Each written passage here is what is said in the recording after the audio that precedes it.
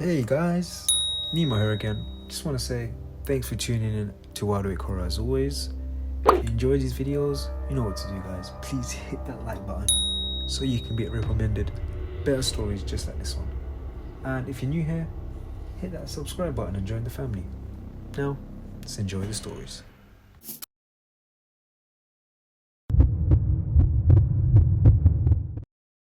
I did not think anything of it at first because Daniel looked like every other guy I had seen on the app. Same kind of pictures, same kind of captions, nothing weird, just normal enough that you wouldn't even remember him if you scrolled past him twice.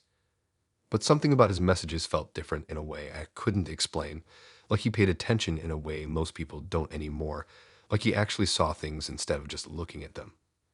We matched late at night, and he messaged first within a minute. Not something generic either. He mentioned a tiny detail from one of my photos that most people never even noticed, like the brand of the coffee cup I was holding. And I remember thinking, okay, that's kind of impressive, but also kind of intense. I didn't say anything about it though, I just played along because honestly, it felt nice to have someone actually notice something specific for once. Our first date was at this small cafe near the river, not busy, kind of quiet, and he showed up exactly on time. Not early, not late, just perfectly on time like he had calculated it. He was polite, calm, didn't interrupt, and he remembered everything I said in messages like he had studied it. At one point, he pointed out that the barista had switched shifts halfway through our time there, even though I hadn't noticed at all, and he explained how the second one was slightly shorter and moved faster with the cups. It wasn't creepy yet, just detailed. After that, we started seeing each other more, just casual stuff, walks, food, nothing serious. But I started noticing a pattern with him that didn't sit right. He would make comments about random people around us that were way too specific for someone who had just seen them for a few seconds. Like one time we were sitting in a park and he pointed at a guy across the field and said something about how the guy always checks his phone every 30 seconds and probably has anxiety about missing messages. I laughed it off, but then I started watching and the guy actually did that exact thing. Another time we were in a grocery store and he mentioned that a woman 2 aisles over had come in earlier that week wearing a different jacket and had spent longer in the frozen section. I asked him how he knew that and he just shrugged and said he remembers people. He said it like it was normal, like everyone does that, but I don't think anyone does that. It started getting harder to ignore after a few weeks because it wasn't just small things anymore. He would remember faces from places we had only been to once and then describe their routines like he had been tracking them. He never said it in a creepy way, more like he was proud of it, like it was some kind of skill. One night we were walking through a busy street, and he slowed down near this group of people and started quietly pointing out details about them, like where they worked, what kind of day they had, even what kind of arguments they might be dealing with. I asked him how he could possibly know any of that, and he just smiled and said people are predictable if you pay attention long enough. That was the first time I actually felt uncomfortable. I started paying closer attention to him after that, and noticed he was always scanning, always watching, like his eyes never rested. Even when we were talking, he would glance past me every few seconds, taking in everything around us. It made me feel like I wasn't really there with him, like I was just another thing he was observing. I tried to ignore it because everything else about him seemed fine. He was respectful, never pushed anything, never made me feel unsafe directly. But there was this constant feeling that he knew more than he should. The turning point was when he invited me over to his place for the first time. I hesitated at first, but I didn't have a real reason to say no, so I went. His place was clean, almost too clean, like nothing was out of place. There weren't many decorations, just a few shelves and a desk with a laptop. It felt more like a temporary space than somewhere someone actually lives. We sat down and talked for a while, nothing unusual, but I kept noticing small things like how his curtains were slightly open at an angle that gave a clear view of the street below. When I asked about it, he said he liked natural light, which sounded normal, but something about it didn't sit right. At some point, he got up to get something from another room and left his laptop open. I wasn't trying to snoop, but the screen was right there and something on it caught my eye. It looked like a grid of video clips, all labeled with dates and times.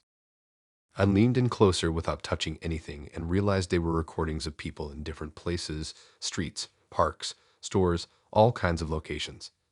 Some clips were just a few seconds, others were longer. It didn't look like security footage, more like something recorded deliberately. I felt this weird drop in my stomach, but I still tried to give him the benefit of the doubt. Maybe it was for work or some project or something. Then I noticed something that made everything worse. One of the thumbnails looked familiar, like really familiar. I stared at it for a second, and then it hit me. It was me. It was a clip of me walking out of a cafe from weeks ago, before I had even met him in person. The angle was from across the street, slightly elevated, like it had been recorded from a distance. I didn't touch anything. I didn't click it. I just stared at it, trying to convince myself I was wrong. Then I started noticing more thumbnails that looked familiar, places I had been, routes I had taken, things that lined up too perfectly with my own routine. I heard him coming back, and I quickly stepped away from the desk and sat back down like nothing happened. He came back in, completely normal, handed me a drink, and sat down like everything was fine. I tried to act normal, that I could feel my heart beating way faster than it should. For the next few minutes, I couldn't focus on anything he was saying because all I could think about was that screen. I eventually made an excuse to leave, something about needing to get up early, and he didn't question it. He walked me to the door, still calm, still polite, like nothing was wrong. On my way home, I couldn't stop thinking about it, trying to piece everything together. The way he noticed details, the way he remembered people, the way he always seemed to know things he shouldn't. It all made sense in the worst way.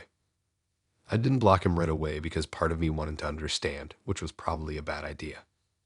He texted me later asking if I got home safe, and I said yes, trying to keep it normal. Then I asked him about the videos. There was a long pause before he replied. When he finally did, he didn't deny it. He said he liked to observe people and study behavior patterns. He said it helped him understand how people think and react. He called it a hobby, like it was something harmless. I asked him why I was in those videos. He said I stood out. That answer stuck with me more than anything else. He didn't apologize, didn't act like it was wrong, just explained it like it was a normal thing people do. I stopped replying after that. Over the next few days, I kept thinking about how long he had been watching me before we even matched, how much he might know about my routine, my habits, the places I go. I started noticing things more too, like how often I saw the same cars or the same people in certain places, and it made me question everything. Nothing obvious ever happened after that, no messages, no signs that he was still around, but the idea that he might be watching from somewhere never really went away. Even now, I still catch myself looking over my shoulder sometimes, wondering who's paying attention and how much they actually see. It's not even about him anymore, it's the fact that someone like that can just exist and blend in like anyone else. You'd never know unless you looked at the right screen at the wrong time. Hey guys, quick one, sorry for interrupting. Just want to let you guys know that we've got a new channel coming, and it's an animated channel. Now, I hope you guys are just as excited as we are for this one, and I can't wait to share new details soon. So keep an eye out. For now, enjoy the rest of these stories. I didn't expect anything serious when I matched with Emily. She just seemed like one of those people who had their life together way more than everyone else on the app. Her profile was full of photos with kids, not in a weird way, just normal stuff like crafts and playgrounds, and she mentioned she worked in childcare. It made her seem safe, like someone you wouldn't have to worry about. Honestly, that's probably why I agreed to meet her so quickly. We met at this quiet cafe near a school, which I thought made sense because she said she usually finished work around that area. She showed up early and was already sitting down when I got there, just calmly stirring a drink and looking at her phone. Nothing about her stood out as strange. She was friendly, easy to talk to, and she asked a lot of questions, but not in a pushy way. The first date felt normal, maybe even better than normal. She laughed at the right moments, remembered details, and didn't try to impress me in an obvious way. It felt natural. She talked a bit about her job and how tiring it could be, dealing with kids all day, but she said she enjoyed it because she liked understanding how people develop. At the time, that just sounded like someone who cared about what they did. We started seeing each other pretty regularly after that. Nothing intense, just dinners, walks, the usual. But there was something about the way she talked about her job that slowly started to feel off. She would tell stories about the kids she worked with, but instead of focusing on the normal stuff, she seemed more interested in how they reacted to certain situations. She would describe moments where a child got upset or confused, and she would break it down like she was analyzing it. At first, I thought she was just passionate about her work, but the way she talked about it felt detached, like she was observing rather than caring. One night we were sitting in her apartment, which was surprisingly minimal for someone who worked with kids all day. There were no decorations, no photos, nothing personal really. just clean, plain furniture. We were eating takeout and she started telling me about a situation at work earlier that week. She said there was a kid who got nervous when left alone in her room for even a minute. She described how she had intentionally stepped out longer than necessary just to see how the kid would react. She said it like it was nothing, like it was part of her job. I remember feeling a bit uncomfortable, but I didn't say anything right away. I just asked why she would do that. She shrugged and said she wanted to see how long it would take for the kid to ask for help. That answer didn't sit right with me, but I still tried to rationalize it. Maybe it was some kind of training method or something I didn't understand. But then she kept going. She started talking about other situations where she would push limits just slightly to see how kids responded. Not anything extreme, just small things like ignoring them for a bit longer, changing rules without explaining, or pretending not to hear them. She said it helped her understand their tolerance levels. The way she explained it was calm, almost casual, like she had done it so many times it didn't feel unusual anymore. I asked if the parents knew about this. She laughed a little and said of course not, they wouldn't understand. That was the moment something really shifted for me. It wasn't just what she was saying, it was how normal she thought it was. Over the next few days I kept thinking about that conversation, and it started to bother me more the more I thought about it.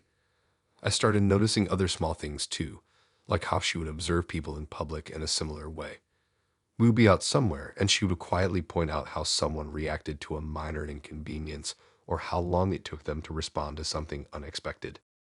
It felt like she was constantly testing people in her head, like everyone was part of some kind of experiment she never talked about directly. I tried to bring it up again in a lighter way, just asking more about her job, but every time she talked about it, it came back to the same thing: reactions, limits, thresholds. Then one night, it got worse. We were at her place again, and she started talking about a previous relationship. She said it ended badly and that she had done something she wasn't proud of, but the way she said it didn't sound like regret. She explained that during the breakup she had accused her ex of something serious, something that could damage his reputation, just because she felt hurt and wanted to get back at him. I remember just sitting there trying to process what she was saying. She didn't go into full detail, but it was clear enough. She had made a claim she knew wasn't true. I asked her why she would do that. She said he deserved to feel what she felt. There was no hesitation, no sign that she thought it was wrong beyond calling it not ideal. Then she added something that stuck with me. She said people only learn when they're pushed to their limits. It connected everything she had been saying about her job, about observing reactions, about testing boundaries. To her, it wasn't just something she did at work, it was how she saw people in general. After that night, I couldn't look at her the same way. I started pulling back without making it obvious. I didn't confront her directly because I didn't know how she would react, and honestly, I didn't want to find out. She kept acting normal, texting me, asking to meet up, but every conversation felt different after that. Every time she said something, I found myself analyzing it, wondering what she was really thinking. The final thing that made me stop completely was something small, but it confirmed everything. We were out at a restaurant and the waiter made a minor mistake with our order. Nothing serious, just brought the wrong drink. I didn't think anything of it, but Emily didn't correct him right away. She let it sit there for a few minutes while watching him move around the room. Later, she told me she wanted to see if he would notice on his own or if he would ignore it. She said it like it was interesting, like it was worth observing. That was it for me. I realized she wasn't just doing this in specific situations. She was doing it all the time to everyone. I stopped seeing her after that. I didn't make a big deal out of it, just slowly stopped responding, and eventually she stopped reaching out. Nothing dramatic happened, no confrontation, no clear ending. But even now, I still think about the way she talked about those things so casually. It's not even about what she did, it's how normal it felt to her. Like pushing people until they react was just part of understanding them. And the worst part is, if she hadn't said it out loud, I probably never would have noticed.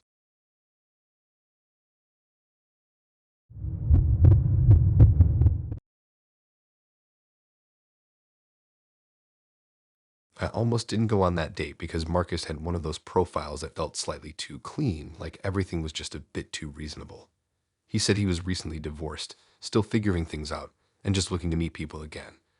Nothing dramatic, no long explanations, just simple and calm. I remember thinking that was probably a good sign, like he wasn't trying to oversell anything. Looking back, that was probably the first mistake. We met at a bar that wasn't too busy, kind of tucked away on a side street where people mostly kept to themselves. He looked exactly like his photos, which already put me at ease, and he had this really steady way of talking that made everything feel low pressure. He didn't rush the conversation, didn't try to impress me with anything big, just kept things normal. He mentioned the divorce early on, but didn't go into detail, just said it was mutual, and they were still living together for financial reasons. That part caught my attention, but he explained it in a way that made it sound temporary and practical, like something people do when they're trying to move on without making things worse. I didn't question it too much because everything else about him seemed fine. He had a stable job, regular routine, and he wasn't overly available, which weirdly made him seem more genuine. We started seeing each other once or twice a week, nothing intense, just dinners, short meetups, and the occasional walk. He kept things consistent but never rushed anything forward, which made it feel safe. The first time he mentioned his living situation again was maybe 2 weeks in. He said things were a bit tense at home, but manageable, and that his ex mostly stayed in her own space. He didn't complain about her, didn't blame her for anything, just described it like a situation they were both stuck in until they could figure out separate places. It sounded mature, like they had handled things properly. After about a month, I started wondering why he never invited me over. I didn't push it directly, but I made a few comments about how it would be easier to just hang out at his place sometimes instead of always going out. He hesitated a bit every time it came up, always saying the timing wasn't right or things were complicated at home. Again, it sounded reasonable, so I didn't force it. Eventually, he brought it up himself. He said his ex would be out of town for a few days and that it might finally be a good time for me to come over. He said it casually, like it wasn't a big deal, but there was something about the way he said it that felt slightly off, like he had planned it carefully. When I got there, the place looked completely normal. Not like someone in the middle of a separation, just a regular apartment with everything in place. There were 2 sets of things everywhere, 2 mugs, 2 coats by the door, 2 sides to the bed that both looked used. It didn't look like one person had moved out emotionally at all. I asked about it, and he just said they hadn't divided things yet, that it was easier to leave everything as it was until they sorted it out. Again, it made sense on the surface, but it felt off in a way I couldn't explain. We spent the evening there like nothing was wrong. Watched something, talked, ate, all normal. But I kept noticing small details that didn't match what he had told me. There were recent photos on the fridge, not old ones, but ones that looked like they had been taken not that long ago. There were notes on the counter written in handwriting that clearly wasn't his, things like reminders and shopping lists that felt current. I started to feel like I was in someone else's space, not just physically, but in a way that didn't match the story I had been told. At one point, I went to the bathroom and noticed a toothbrush next to his that looked like it was still being used regularly. Not just left there, but actually used. The towel hanging next to his was damp, like someone had used it earlier that day. That was the first moment I seriously questioned everything. When I came back out, I didn't say anything right away. I just watched him, trying to see if he would slip up or mention something that would explain it. He didn't. He acted completely normal, like everything was exactly how he had described. I decided to ask directly. I asked if his ex had already left for her trip. He paused for just a second before saying yes. That pause was enough. Something about it felt rehearsed, like he had expected the question and already decided how to answer it. I didn't push further that night because I didn't know what I was dealing with yet. I left later than I planned, and the whole way home I kept replaying everything in my head, trying to make it make sense. Over the next couple of days, I started noticing more inconsistencies in what he said. Small things like mentioning that his ex preferred certain foods that were clearly still in the fridge when I had been there, or talking about routines that sounded ongoing, not something from the past. It got to a point where I couldn't ignore it anymore. I decided to go back to his place unannounced. I know that sounds like a bad move, but at that point I needed to know if I was overthinking or if something was actually wrong. When I got there, I could hear voices inside. Not loud, not arguing, just normal conversation. I stood there for a second trying to convince myself it was something else, maybe a tea or a call, but it didn't sound like that. It sounded like 2 people talking in the same room. I didn't knock right away. I just listened, trying to understand what was happening. Then I heard his voice clearly casual, relaxed, like nothing was wrong. And then I heard hers. I knocked after that. Everything went quiet for a moment before he opened the door. The look on his face wasn't shock. It was something closer to frustration, like I had interrupted something inconvenient. His ex was standing behind him, looking confused but not surprised. That was the worst part. She didn't look like someone who had been separated for months. She looked like someone who was still in a relationship. I didn't even need to ask. The way they stood there, the way they looked at each other, it was obvious. He had never actually told her they were divorced. Everything he had told me was only true on his side. He had created this separate version of his life where he was single, but in reality, nothing had changed. I didn't stay long enough for explanations. I didn't need them. I just left. Later, he tried to message me, trying to explain it as something complicated, saying he was planning to tell her that things were in transition, that it wasn't as bad as it looked. But it was exactly as bad as it looked. He wasn't between two lives. He was fully in both. And somehow he had made it seem normal the entire time.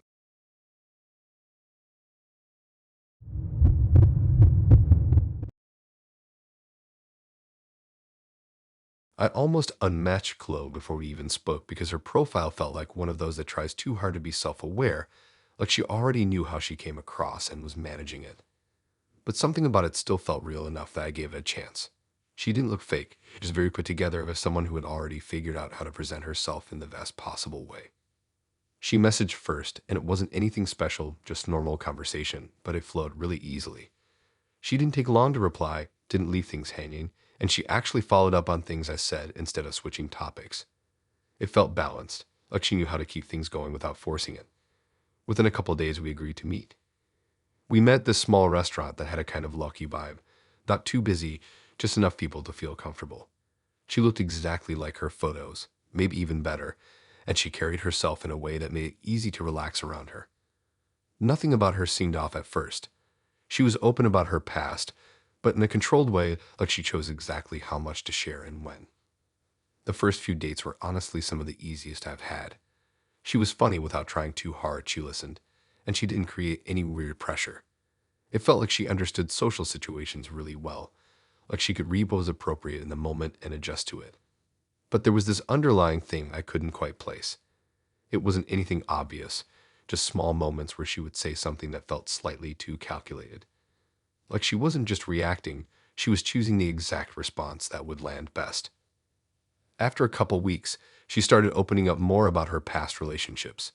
She said she'd been in a few serious ones that ended badly, but she didn't speak about them with anger or sadness. It was more like she was analyzing them, breaking down what went wrong in a very controlled way. One night we were at her place, just sitting around, nothing intense, and the conversation shifted to breakups in general. She brought up her last relationship and said it ended in a way that forced her to take control of the situation. The way she said it made me pause, but I didn't interrupt. She explained that the breakup had been messy and that she felt like she was losing control of how things were going. She said she didn't like feeling powerless, so she made a decision to change the narrative. I remember asking what she meant by that, expecting something like she stood up for herself or set boundaries. That's not what she meant. She said she made an accusation against him that she knew would completely shift how people saw him. She didn't go into graphic detail, but it was clear it was something serious enough to damage his reputation. I sat there trying to process it, waiting for her to say she regretted it or that it went too far. She didn't. She just explained it like it was a strategy. I asked her if it was true. She shook her head slightly and said no, but she felt justified because of how he made her feel during the relationship. That answer didn't feel real. It felt rehearsed, like she had already explained this to herself enough times that it made sense to her now. I didn't know what to say after that, so I just listened. She kept talking, explaining how people only believe what they're told first and how easy it is to shape someone's perception if you act confident enough. She said it wasn't about lying, it was about controlling the outcome. The way she talked about it was calm, almost detached, like she wasn't talking about a real person. I asked if she ever thought about how it affected him. She shrugged and said he would recover eventually. That was the moment everything shifted for me. It wasn't just what she had done, it was how little it seemed to matter to her now. After that conversation, I started noticing things I hadn't paid attention to before. The way she told stories, the way she framed situations to make herself come across in a certain way, the way she would slightly adjust details depending on who she was talking to. It felt like she was always managing how she was perceived, not just being herself. I didn't confront her about it directly because I didn't think it would lead anywhere honest. Instead, I just paid attention. One thing that stood out was how she talked about other people. She would mention friends or coworkers and describe situations in a way that made her look reasonable and them look difficult. But the more I listened, the more it felt like there was another side she wasn't showing. It got to a point where I couldn't tell what was real and what was just her version of it. The final thing that made me step back completely was something small but revealing. We were out with a couple of her friends, and one of them mentioned a situation that didn't match how Chloe had described it to me earlier. It wasn't a big difference, just a detail, but it changed the entire context of what had happened. I watched how she reacted, and she didn't correct it or clarify. She just let it sit there, letting her friend's version quietly replace the one she had told me before. Later, when I brought it up casually, she brushed it off and said people remember things differently. That answer felt too easy. It wasn't about memory, it was about control. After that, I stopped seeing her. Not suddenly, just gradually pulling away until there was nothing left to continue. She didn't chase it or question it much, which almost made it worse. It was like she already understood how things end and didn't need closure. Even now, the part that sticks with me isn't just what she did in that past relationship. It's how normal it felt to her to rewrite something that's serious just to win. Like the truth was just another option.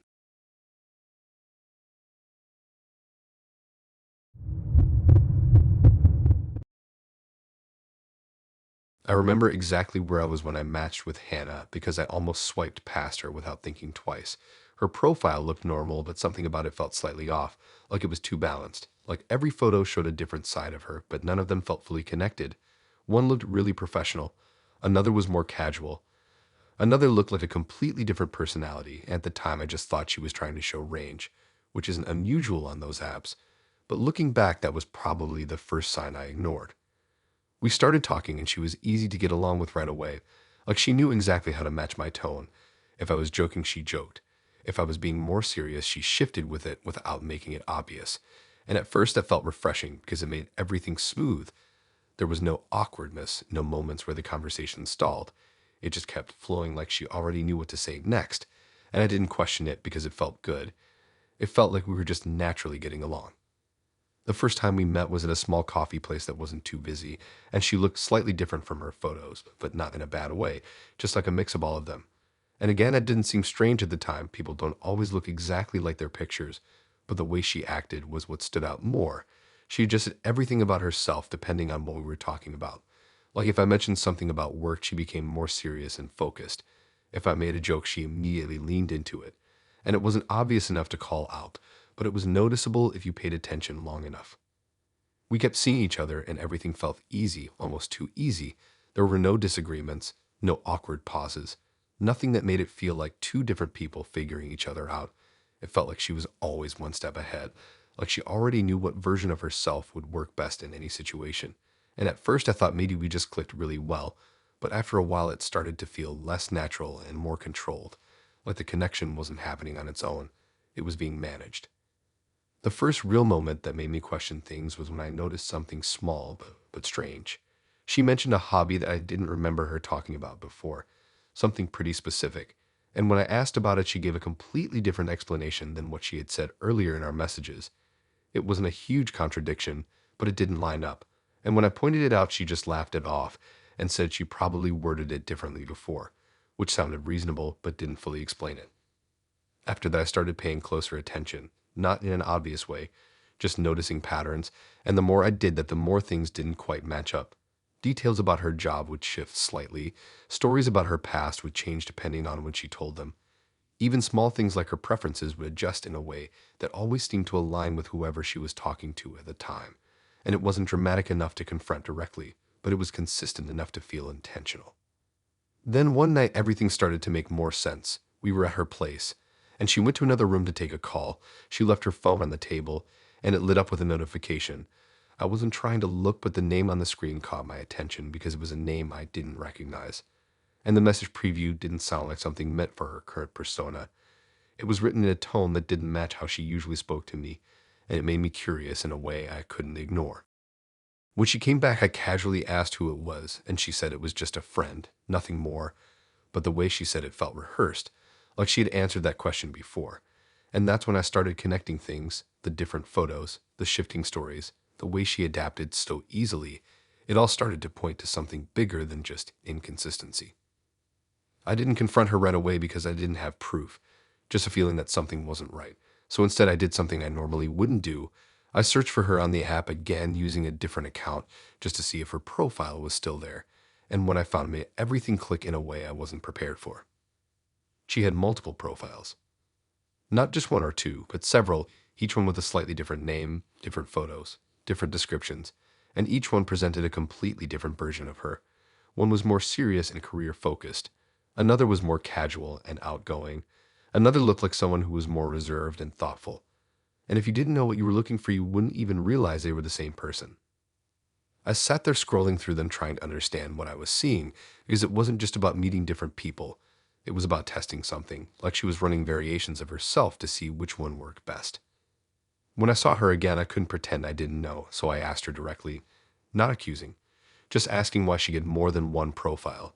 And for the first time since I met her, she didn't immediately have a smooth answer. She paused, not for long, but long enough to show that this wasn't something she usually had to explain. Then she admitted it. She said she liked to see how people reacted to different versions of her. She said it helped her understand what people trusted, what they were drawn to, what made them open up, and she talked about it like it was interesting, like it was some kind of personal project, not something that affected real people. I asked if the people she talked to knew about the other profiles, and she said no, because that would change the results, and that word stuck with me more than anything else, results, like everything was part of the test.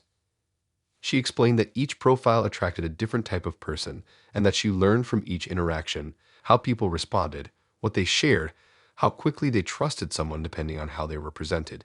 And the more she talked, the more it became clear that none of it was accidental, it was all deliberate.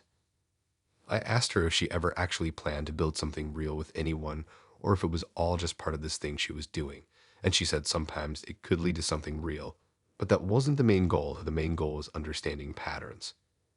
That was the moment I realized I wasn't talking to someone who was just dating. I was talking to someone who was studying people without them knowing. I stopped seeing her after that, not because of one specific thing, but because of everything combined. The constant shifting, the different versions, the way she talked about people like they were part of something she was analyzing instead of connecting with. The strangest part is that if I had only seen one version of her, I probably would have thought she was completely genuine, because each version on its own felt real. It was only when you saw all of them together that it stopped making sense. And that's what stayed with me. Not just what she was doing, but how easy it was to believe it if you only saw one side.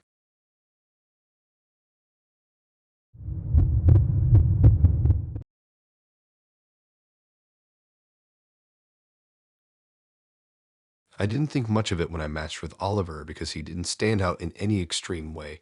He was just one of those guys who seemed kind of thoughtful and a bit reserved, like he wasn't trying too hard to get attention. His profile had a few photos, mostly normal stuff, and one line about being interested in people's stories, which I remember thinking sounded a bit deep, but not in a bad way. We started talking and he came across as calm, like really calm, not boring but steady in a way that made conversations feel easy. He asked good questions, not surface level ones either, but things that made you think a bit before answering. At first I liked that because it felt like he actually wanted to understand things instead of just passing time. Our first meeting was in a quiet park. Nothing fancy, just a walk and a coffee. He listened more than he talked, but when he did talk, it was always something that added to the conversation, not just random comments. He remembered things I said and brought them up later, which made it feel like he was paying attention. After that, we kept seeing each other, mostly low-key stuff like walking around different parts of the city or sitting somewhere quiet and talking. He didn't seem interested in loud places or crowded environments, which matched my mood at the time, so it worked. What stood out about him early on was how comfortable he was talking about serious topics. Not in a heavy way, but he didn't avoid them either. He would ask about things like past relationships, family issues, personal struggles, and he had a way of making it feel normal to share those things without it being awkward. At first, I didn't think much of it because it just felt like a deeper kind of conversation. But looking back, he was always guiding it in that direction. He would share some of his own stuff too, just enough to make it feel balanced, but never in full detail. It was like he gave just enough to keep things open without actually revealing much about himself. After a couple of weeks, I started noticing a pattern. Every time we met, the conversation would eventually shift into something personal, something slightly uncomfortable. But he would frame it in a way that made it feel like it was okay to talk about. He would say things like it's interesting how people deal with certain situations or how everyone has something they don't usually talk about. It didn't feel forced, just natural enough that you didn't question it in the moment. One night we were sitting by the river and he asked me about a situation from my past that I hadn't really talked about with many people. I hesitated at first, but he didn't push. He just waited, which somehow made it harder to avoid. I ended up telling him more than I planned to. He didn't react in a big way, just listened, nodded, and asked a few follow-up questions that made it seem like he was genuinely interested in understanding it. After that, something shifted in how I saw him. It felt like we had built some kind of trust. But at the same time, I realized I didn't actually know much about him beyond what he chose to share. A few days later, he mentioned that he sometimes attended support groups. He said it casually, like it wasn't a big deal, just something he did occasionally. I asked what kind of groups, and he said different ones, depending on what he felt like learning about. That wording caught my attention. Learning about. Not participating, not dealing with something personally, but learning. I asked him what he meant, and he said he found it interesting to hear how people talk about their struggles in different environments. He said it helped him understand human behavior better. Again, it sounded strange, but not enough to immediately question it. I'd assumed maybe he had his own reasons for being there and just didn't want to go into detail. A week later, things started to feel more off. We were at his place for the first time. It was pretty minimal, like he hadn't fully settled in, just basic furniture and a few personal items. Nothing that gave much away about who he was. While he was in the kitchen, I noticed a notebook on the table. It wasn't hidden or anything, just sitting there like a normal object. I didn't open it right away, but something about it caught my attention. When I finally glanced at it, I realized it wasn't just random notes. It was full of entries, organized in a way that looked almost like profiles. Each page had a name or a label, followed by paragraphs of details. At first, I thought it might be work-related, but the content didn't match that. It was personal. Very personal. Things like descriptions of people's struggles, situations they were dealing with, how they reacted to certain events, how they spoke about their experiences. I recognized the tone immediately. It sounded like the kind of things people say in support groups. My stomach dropped a bit, but I kept telling myself there had to be an explanation. Then I saw something that made it worse. One of the entries sounded familiar in a way that didn't make sense. It wasn't exactly what I had said, but it was close enough that it felt like my own words had been reshaped into something else. I closed the notebook and stepped away before he came back. When he returned, he didn't notice anything different. He just continued like nothing had happened. I didn't bring it up right away because I needed to understand what I was seeing. Over the next few days, I started paying more attention to what he said. He mentioned attending another group, this time for people dealing with loss. Again, not as someone going through it, but as someone listening. That's when it clicked. He wasn't there to share. He was there to collect. I decided to confront him, but carefully. I asked him directly why he went to those groups. He didn't avoid the question. He said he found people's stories meaningful and that he liked documenting them in a way that could help others understand similar situations. That answer sounded almost reasonable, but something about it felt off. I asked if the people in those groups knew he was writing about them. He paused for a second before saying not exactly. Then he explained that he changed details, kept things anonymous, and didn't use real names. He said it like that made it okay. I asked what he did with those stories. He told me he had a blog. Anonymous, no real identity attached, just stories. He said people connected with them and found comfort in knowing others had gone through similar things. It sounded like he was trying to frame it as something positive. But all I could think about was how those stories weren't his to share. He had taken people at their most vulnerable and turned it into content. I asked if he ever felt like it crossed a line. He said not really because he believed the outcome justified it. That answer didn't sit right at all. I stopped seeing him after that conversation. Not dramatically, just slowly stepping back until there was nothing left. He didn't react much, just accepted it in the same calm way he handled everything else. What stuck with me wasn't just what he was doing. It was how normal it felt to him. Like other people's worst moments were just material to be shaped and shared. And the worst part is, if you met him without knowing any of that, you would probably think he was one of the most understanding people you'd ever met.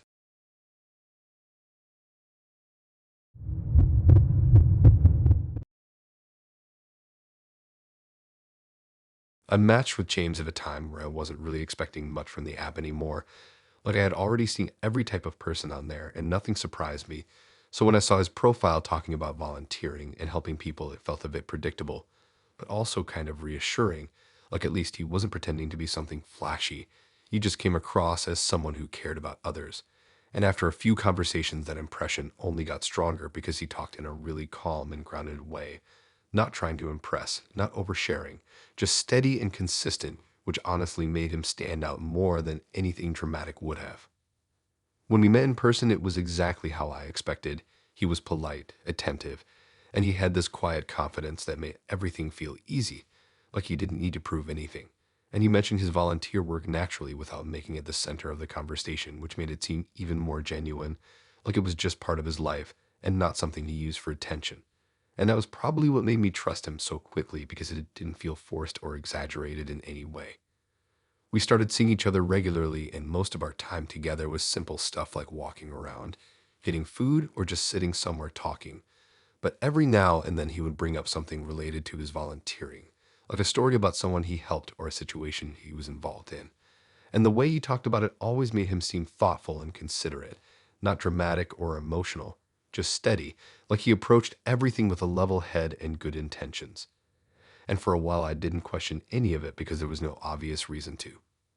The first thing that felt slightly off was something small. We were walking past a shelter one day and I made a comment about it, just casually asking if that was the place he volunteered.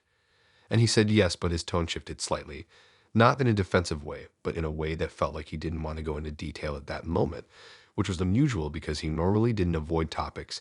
And when I asked if he wanted to go in and say hi to people, he knew that he hesitated before saying it wasn't a good time, which again didn't seem like a big deal, but it stayed in my head because it didn't match how he usually talked about that part of his life. After that, I started noticing small inconsistencies. Not enough to call out directly, but enough to feel like something wasn't lining up. Like the way he described certain people he helped didn't always match the situations he claimed to be involved in, or how he would sometimes avoid specific details when I asked follow-up questions. And at first I thought maybe he just didn't want to share everything, which is fair, but the pattern kept repeating in a way that made it harder to ignore. The turning point came when I actually saw him at one of the places he volunteered without him knowing I was there. It wasn't planned. I was in the area for something else and recognized the building. And since he had talked about it so much, I got curious and decided to go in just to see what it was like, not even thinking I would run into him.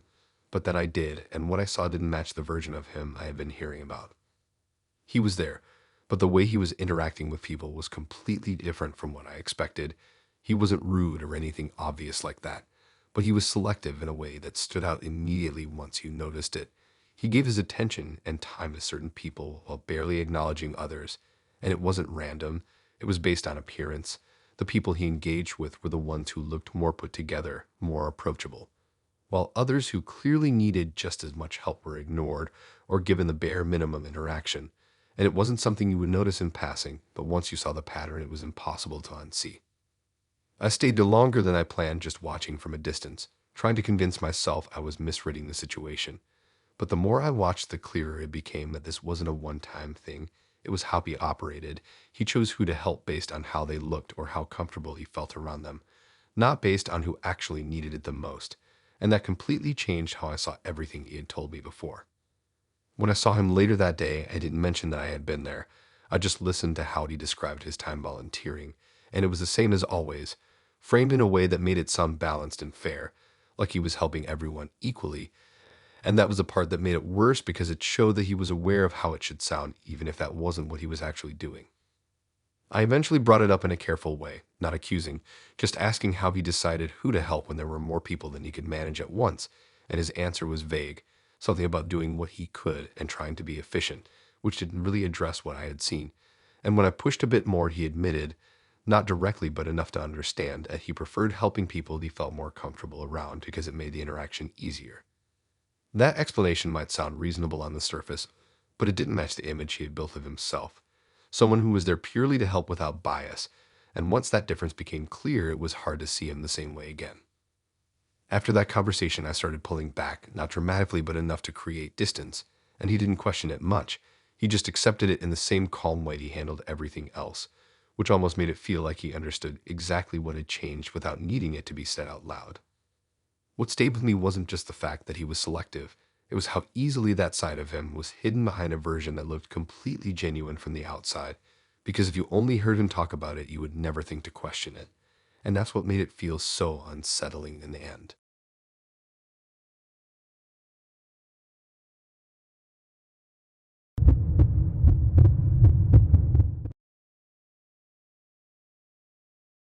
I didn't even want to go on the date with Leah at first because her profile came across as very intense. Not in an obvious way, but more like everything she wrote sounded thought out. Like she had already decided how she wanted to be perceived before anyone even met her. And normally I would avoid that because it feels like too much pressure from the start. But for some reason I still swiped, and we matched almost immediately, and the way she started the conversation made it hard to back out because she was direct in a way that didn't feel aggressive, just very sure of herself, like she already knew how things would go. From the first conversation, she stood out because she didn't do small talk at all. She went straight into asking questions that felt slightly too personal for someone you just matched with, but she framed them in a way that made it seem normal, like she was just skipping the surface level stuff and getting to something more real. And I went along with it because it didn't feel uncomfortable at the time, just different, like maybe she was just more open than most people. When we met in person, it followed the same pattern. She didn't ease into anything. She just continued exactly where the messages left off, asking questions that made me think a bit more than usual, and watching my reactions closely, not in a creepy way, but in a very focused way, like she was paying attention to every small detail. And at first I thought she was just really engaged in the conversation, which is something people always say they want, so I didn't question it. The first date went fine overall, but it felt more intense than normal, like I had been in a longer conversation than it actually was. And when I left, I remember thinking it was different, but not necessarily bad, just something I wasn't used to, and that was enough for me to see her again. The second and third times we met, the same pattern continued, but it started to shift slightly. She would bring up topics that had some kind of edge to them, things that could easily turn into disagreements if handled the wrong way, but she would present them casually, like she was just curious about my opinion.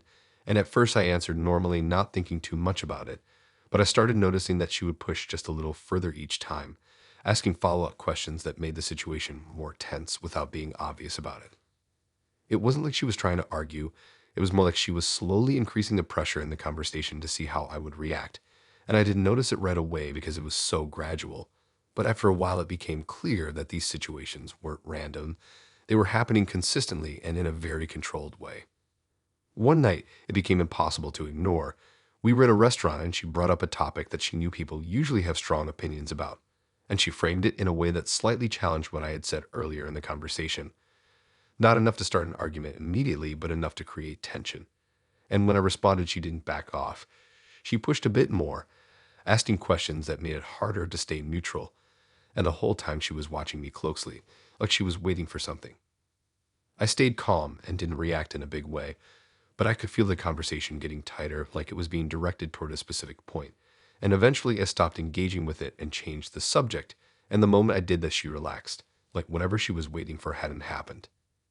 After that, I started paying more attention to how she interacted in general, not just with me, but with other people too. And I noticed the same pattern in smaller ways. She would bring up things that could create tension, and then adjust based on how the other person reacted, sometimes pushing further, sometimes pulling back, but always guiding the interaction in a way that felt deliberate. I decided to ask her about it directly, not accusing, just asking why she liked discussing things that could easily turn into arguments, and she didn't deny it. She actually seemed a bit surprised that I noticed. She said she liked to understand how people handled pressure, how they reacted when pushed slightly out of their comfort zone, and she talked about it like it was a normal way to get to know someone, like you couldn't really understand a person until you saw how they responded when things weren't smooth. That explanation sounded almost reasonable at first, but the more she talked, the more it became clear that it wasn't just about understanding people, it was about testing them. She admitted that she would sometimes guide conversations in a certain direction on purpose just to see how far she could push someone before they reacted, not in a dramatic way, just enough to reveal something about their behavior. I asked her what she was looking for when she did that, and she said she wanted to see where people's limits were, how quickly they became defensive, how they handle frustration, and whether they could stay composed under pressure. It felt less like she was trying to connect with people and more like she was evaluating them. After that conversation, everything made sense in a way that made it hard to ignore. The intensity from the start, the way she skipped small talk, the way she guided conversations, it all fit into the same pattern. The final moment for me was something small but clear. We were out again, and she brought up another topic that had the potential to turn into a disagreement. And this time I recognized it immediately. I could see exactly what she was doing. And instead of engaging with it, I just gave a neutral response and didn't follow the direction she was trying to take it. She noticed. I could tell by the way she paused for a second before changing the subject, but the situation hadn't developed the way she expected it to.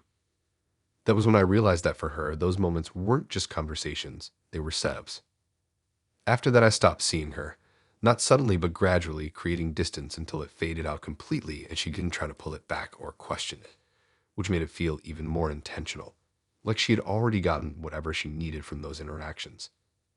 What stayed with me wasn't just that she tested people, it was how controlled it all was, how small and subtle the pushes were, and how easy it was to miss if you weren't paying attention, because on the surface it just looked like a normal conversation. But it wasn't.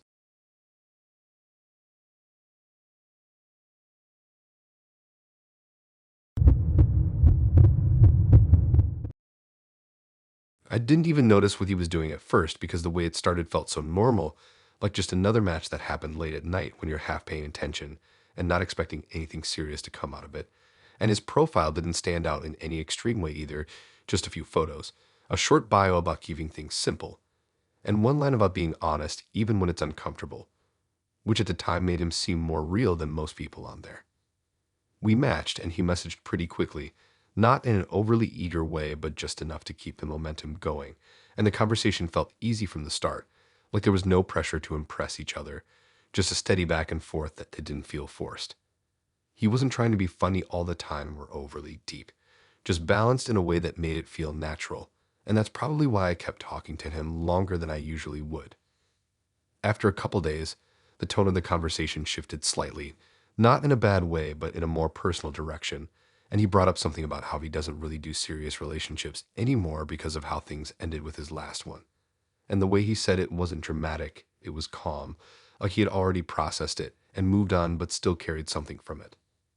I asked him what happened, not pushing too hard, just enough to understand, and that's when he told me the story that, at the time, made me trust him more than anything else he said. He explained that he had been in a long relationship that ended badly because he gave too much of himself to someone who didn't appreciate it, and that he had learned from that to protect his energy and not get too invested too quickly. He didn't blame her directly. He didn't go into detail that would make her look like the bad person. He just framed it as a lesson he learned about himself, and that made it feel genuine. It was the kind of story that makes you lower your guard because it sounds honest without trying to gain sympathy, like he wasn't asking for anything, just explaining where he was at. We met a few days later at a small place that wasn't too crowded, and everything about him in person matched how he came across in messages. He was calm, easy to talk to, and he remembered details from our conversations without making it obvious that he was trying to impress me. The conversation flowed naturally, and at some point the topic of relationships came up again, and he told the same story, almost word for word. I didn't think anything of that at the time because it made sense. It was his experience, so of course he would tell it the same way. We kept seeing each other after that, not anything serious, just casual meetups, and he stayed consistent the whole time. He didn't rush things, didn't disappear randomly, just stayed in that same steady space that made everything feel controlled but comfortable. The thing that stood out about him was how good he was at reading reactions. If I said something slightly emotional, he would respond in a way that felt understanding but not overwhelming. If I kept things light, he stayed light. It felt like he was always adjusting to match the situation perfectly. After a couple of weeks, I noticed something small that didn't seem important at first, but ended up meaning more later. We were out somewhere, and I saw him briefly glance at someone across the room in a way that felt like recognition, but he didn't say anything about it. I asked if he knew her, and he just said no, probably just someone who looked familiar. Again, nothing major, just something that stayed in the back of my mind. The shift started when one of my friends mentioned she had recently gone on a date with someone who sounded a lot like him. At first, I didn't think it was the same person because that's not unusual.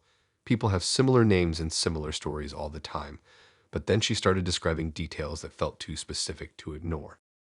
She mentioned that he told her about a past relationship that made him emotionally unavailable now, and the way she described it sounded almost identical to what he had told me. I didn't react right away, I just listened, trying to see how close it actually was. The more she talked, the more it matched. Same tone, same framing, even the same phrases. That's when it stopped feeling like a coincidence. I didn't say anything to her about it at the time because I needed to confirm it for myself first. I didn't want to jump to conclusions based on something that could still be explained in a normal way. So the next time I saw him, I brought it up casually, not accusing, just asking if he had been seeing other people. He said yes, but in a way that made it sound honest and expected, like we hadn't defined anything so there was no reason not to. That part didn't bother me. What bothered me was what came next. I asked if he told them the same things he told me about his past. He didn't deny it. He just said that his story doesn't change depending on who he's talking to. That answer sounded reasonable on the surface, but it didn't address what I was actually asking. So I pushed a bit more. I asked if he ever adjusted how he told it based on how the other person reacted. That's when he paused, just for a second, before answering. He said people respond differently to the same information, so sometimes it helps present things in a way they can relate to. That sentence didn't sound like a normal explanation. It sounded like a strategy. I didn't say anything right away, but everything started connecting in a way that made me uncomfortable. The way he timed his responses, the way he matched my tone, the way he seemed to know exactly how much to share and when. It wasn't just natural. It was calculated. A few days later, I ended up seeing my friend again, and this time we compared details more directly. We went through what he told each of us, and it was almost identical, not just the main story but the smaller details too. The way he described how he felt, the way he explained why he didn't want something serious right now. It was like he had a script. But the part that made it worse was how he used it. He wasn't just telling the same story, he was watching how each person reacted to it. My friend said he became more open with her when she responded with more sympathy, like he leaned into that version of himself more. When I thought about my own conversations with him, I realized he had done the same thing but in a slightly different way, matching how I responded instead of just repeating the story. It wasn't just about honesty. It was about testing. I decided to confront him properly after that. Not in a dramatic way, just directly asking what he was actually doing. He didn't seem surprised that I figured it out. He just explained it calmly, like it was something that made sense to him. He said he had learned that people reveal more about themselves when they think they're connecting over something real, so he used his past as a way to open that door. He said he wasn't lying, just using the same starting point with different people to see how they would respond. I asked him what he did with that information. He said he used it to decide who was worth investing time in. That answer didn't sit right.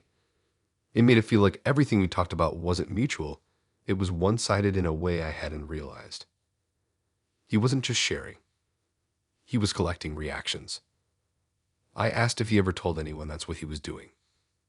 He said no, because it would change how they responded. That was the moment it fully clicked. Nothing about what he was doing was accidental.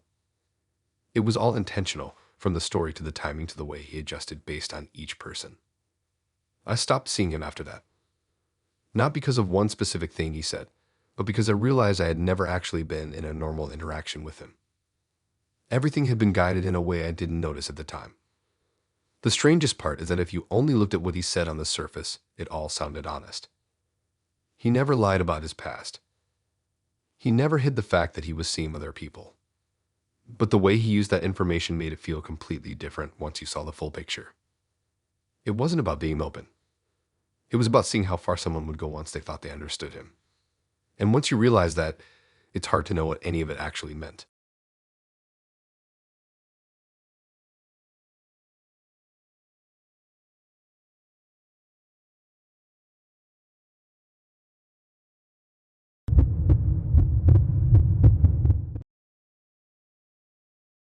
I didn't think a job like hers would matter that much at first because people always talk about what they do like it defines them more than it actually does. So when Megan said she worked in her, I just assumed it was one of those things that sounds more serious than it feels day to day, like paperwork, meetings, hiring stuff. Nothing that would really affect me or anything outside of her own work life. And honestly, she didn't make a big deal out of it either, which made it feel even more normal.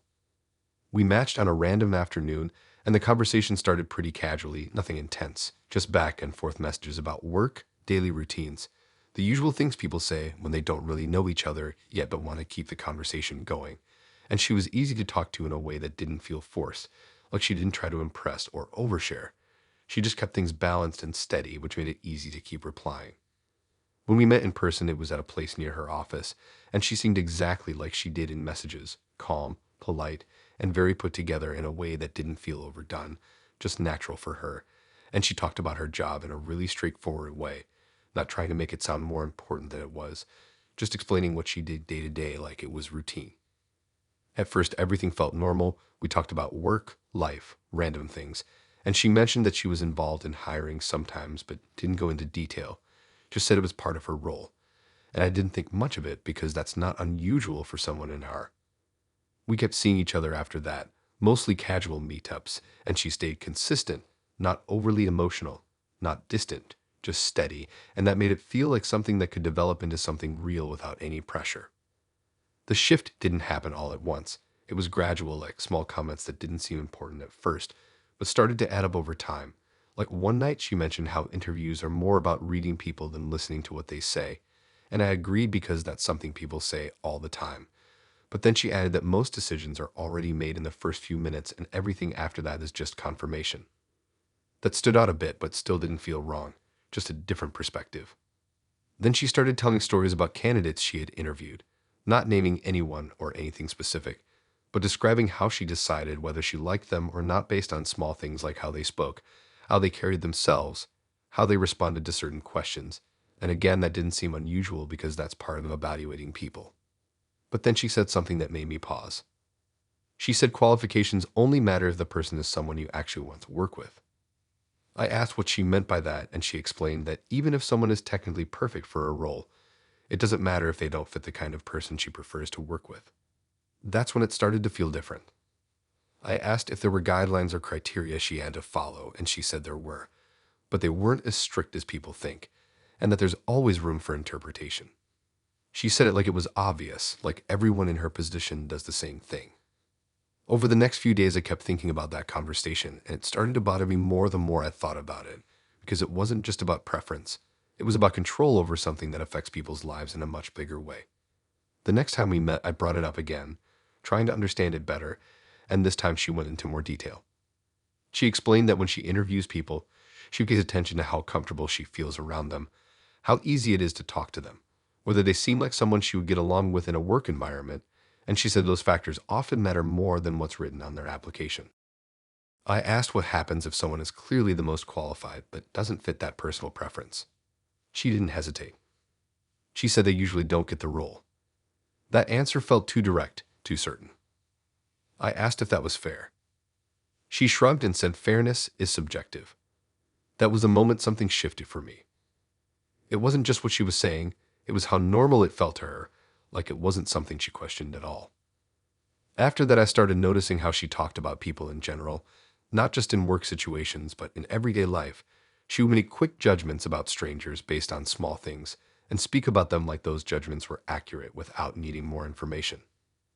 It wasn't aggressive or obvious, just subtle comments that showed how quickly she categorized people. The final thing that made it impossible to ignore was when she told me about a recent hiring decision.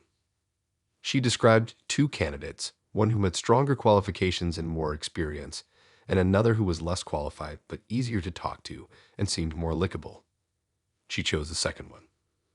Not because of performance, not because of potential, but because she felt more comfortable with them. She said it like it was the right decision. I asked if she ever thought about how that affects the person who didn't get the job. She said they would find something else. That answer didn't sit right at all. It made it feel like those decisions were smaller to her than they actually are. After that conversation, I couldn't see her the same way. It wasn't just about her job. It was about how she approached decisions that impact other people in a real way. I started pulling back after that, not suddenly, but enough to create distance, and she didn't question it much. She just accepted it like it was another outcome she had already considered. What stayed with me wasn't just that she made those choices. It was how normal it felt to her to decide something that important based on something so personal. Like people's opportunities were just another thing to evaluate based on preference. And the worst part is, if she had never said it out loud, I probably would have never known.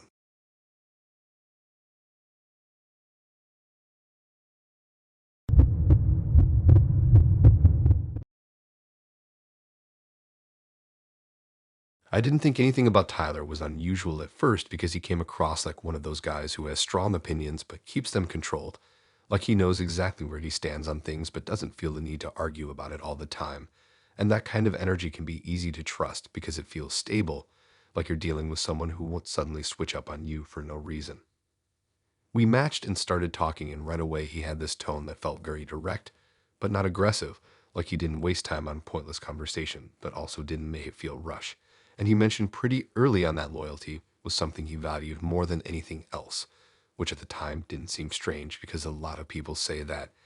It's one of those things that sounds good and doesn't really raise any red flags on its own. When we met in person, it was exactly what I expected.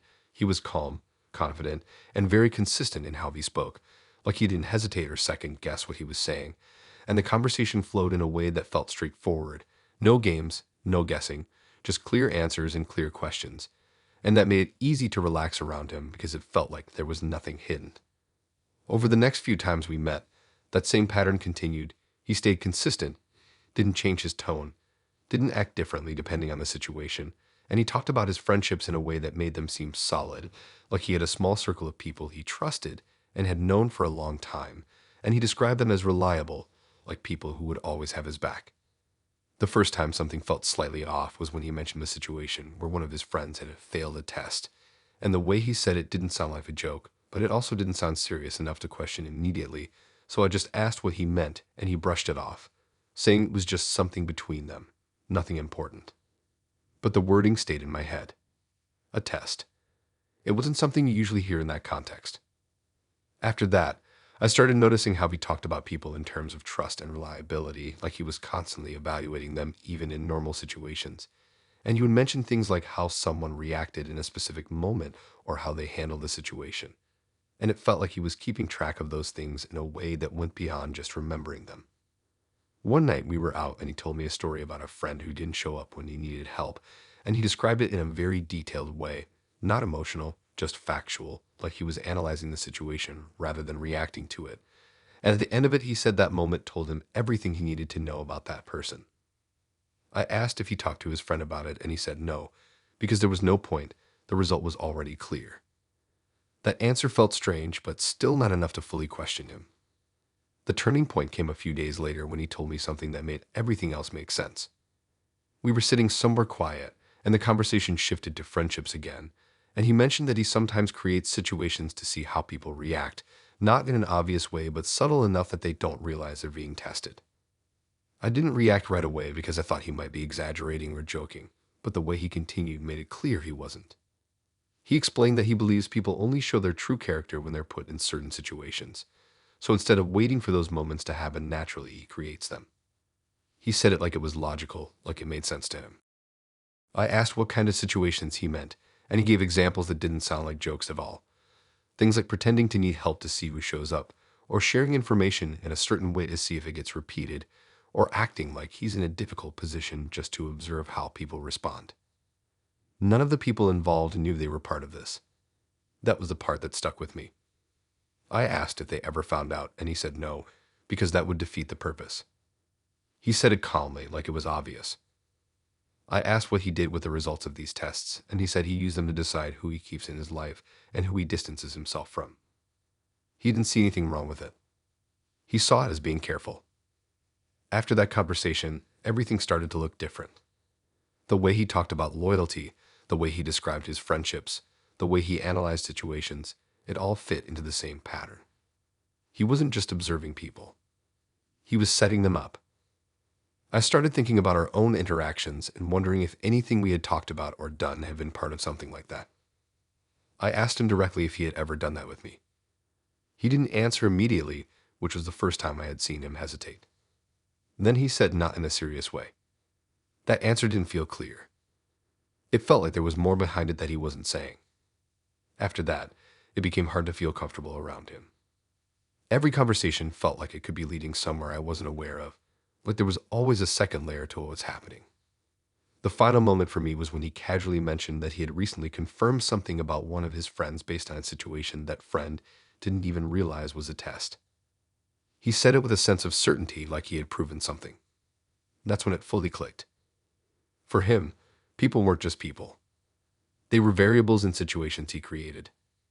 I stopped seeing him after that, not subtly but gradually creating distance until it faded out. He didn't question it or try to change it, which made it feel like he had already categorized me in some way and accepted the outcome.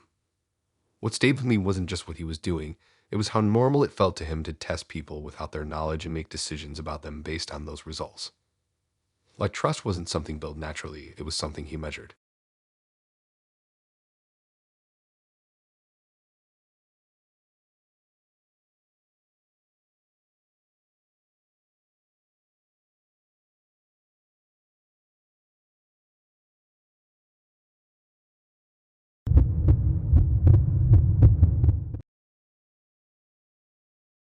I didn't think anything about Jessica would turn into a problem because she came across like one of the most normal people I had matched with in a while.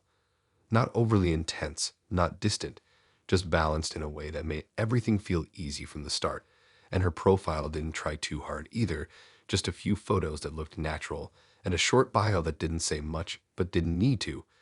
And honestly, that's probably why I gave it a chance without overthinking it. We started talking and the conversation felt comfortable almost immediately, like there was no effort needed to keep it going. And she had a way of responding that made it feel like she was actually paying attention, instead of just replying for the sake of it.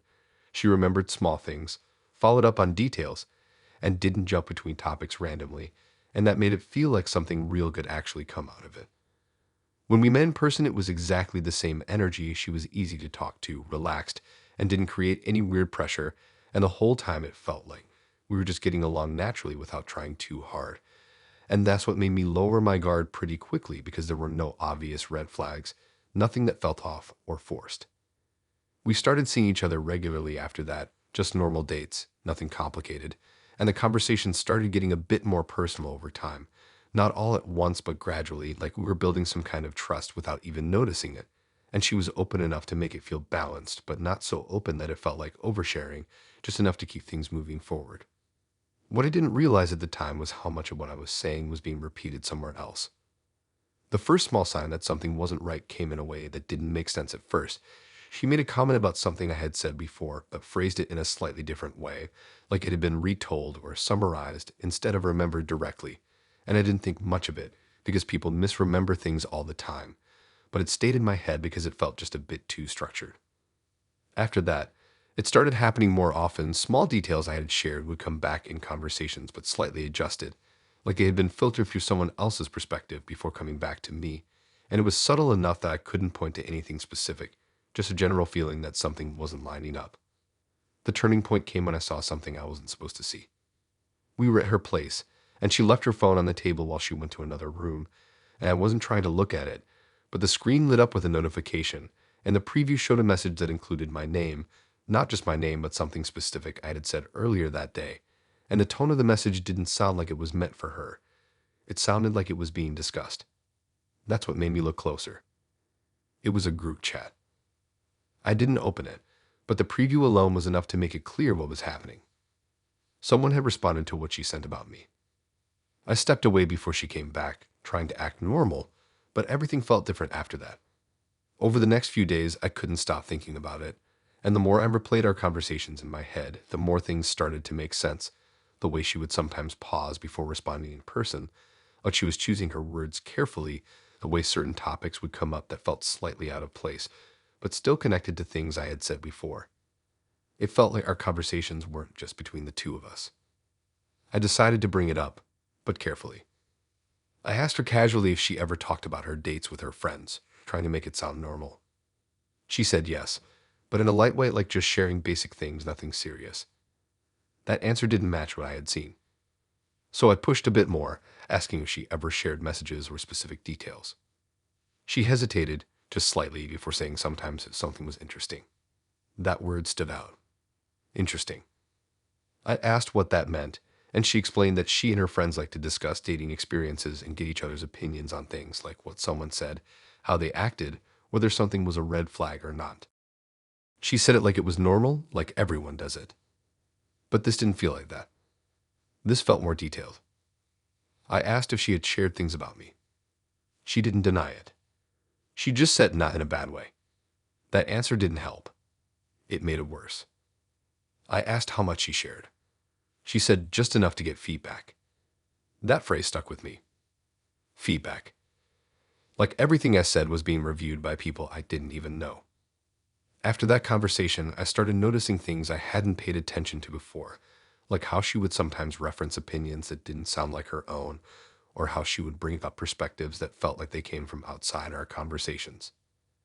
It started to feel like I wasn't just talking to her, I was talking to a group. The final moment that made it impossible to ignore was when she accidentally said something that gave it away completely.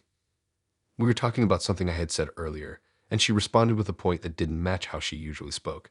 And when I asked her about it, she said that's what they thought, and then immediately corrected herself.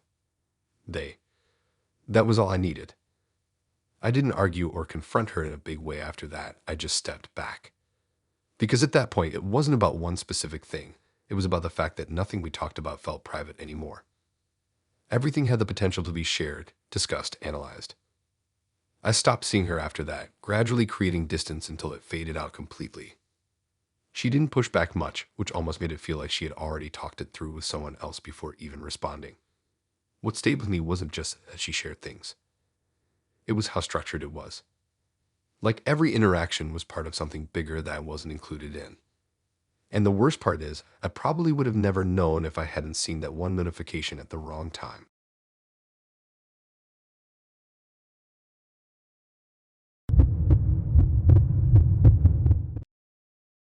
I didn't expect anything unusual from Ethan because he came across like someone who actively avoided drama, and that alone made him stand out in a way that felt reassuring, like he had already been through enough situations to know what he didn't want, and his profile even mentioned keeping things simple and staying away from unnecessary conflict, which sounded like exactly the kind of energy I was looking for at the time. We matched and started talking, and everything about him felt calm, like there was no pressure in the conversation, no sudden shifts in tone, just a steady back and forth that made it easy to keep replying without overthinking anything. And he had this way of responding that made it feel like he understood things without needing long explanations, which made it feel comfortable pretty quickly. When we met in person, it followed the same pattern. He was relaxed, easy to talk to, and didn't try to take control of the conversation. He just let it flow naturally and added to it when it made sense. And he mentioned early on that he prefers to stay out of drama whenever possible, that he's the kind of person who steps back instead of getting involved, which at the time made him seem even more stable.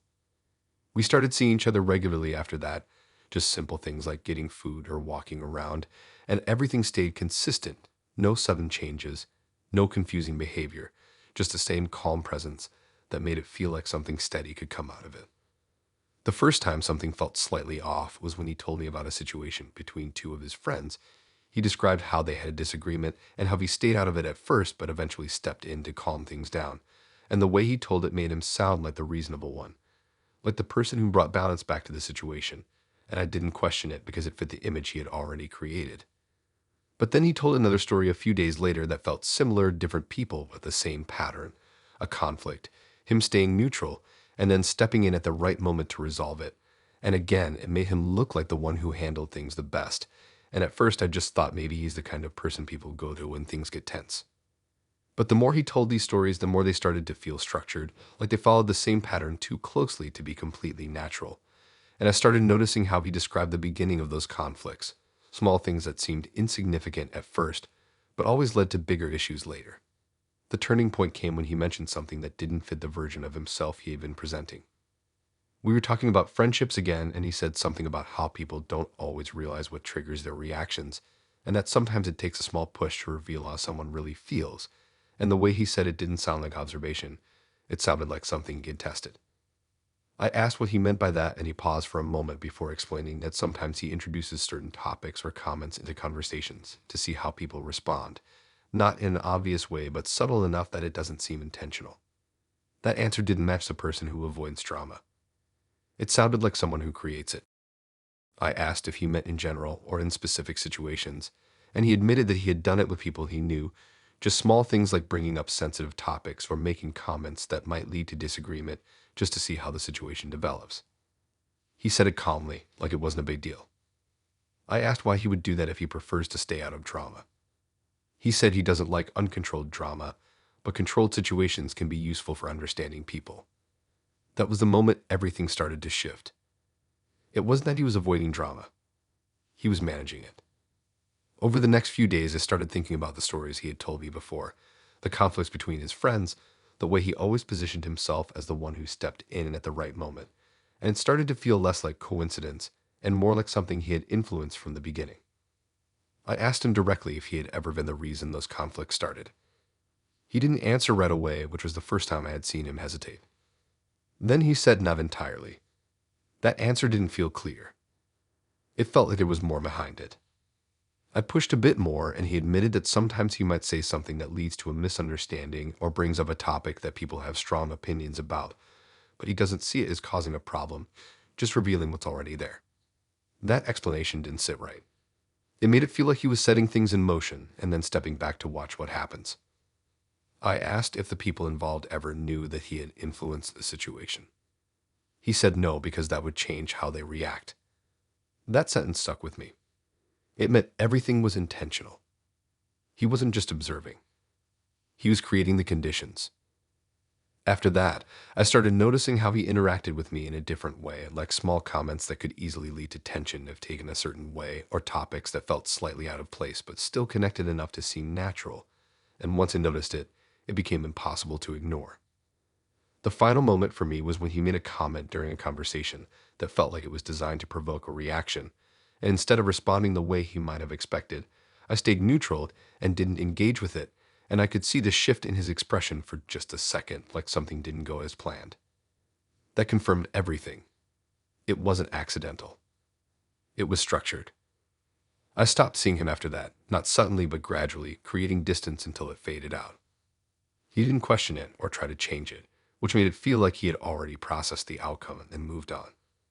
What stayed with me wasn't just what he was doing, it was how controlled it all was, how small the actions were, and how easy it was to miss if you weren't paying attention. Because on the surface, he really did look like someone who avoided drama. But in reality, he was the one deciding when it started and when it ended.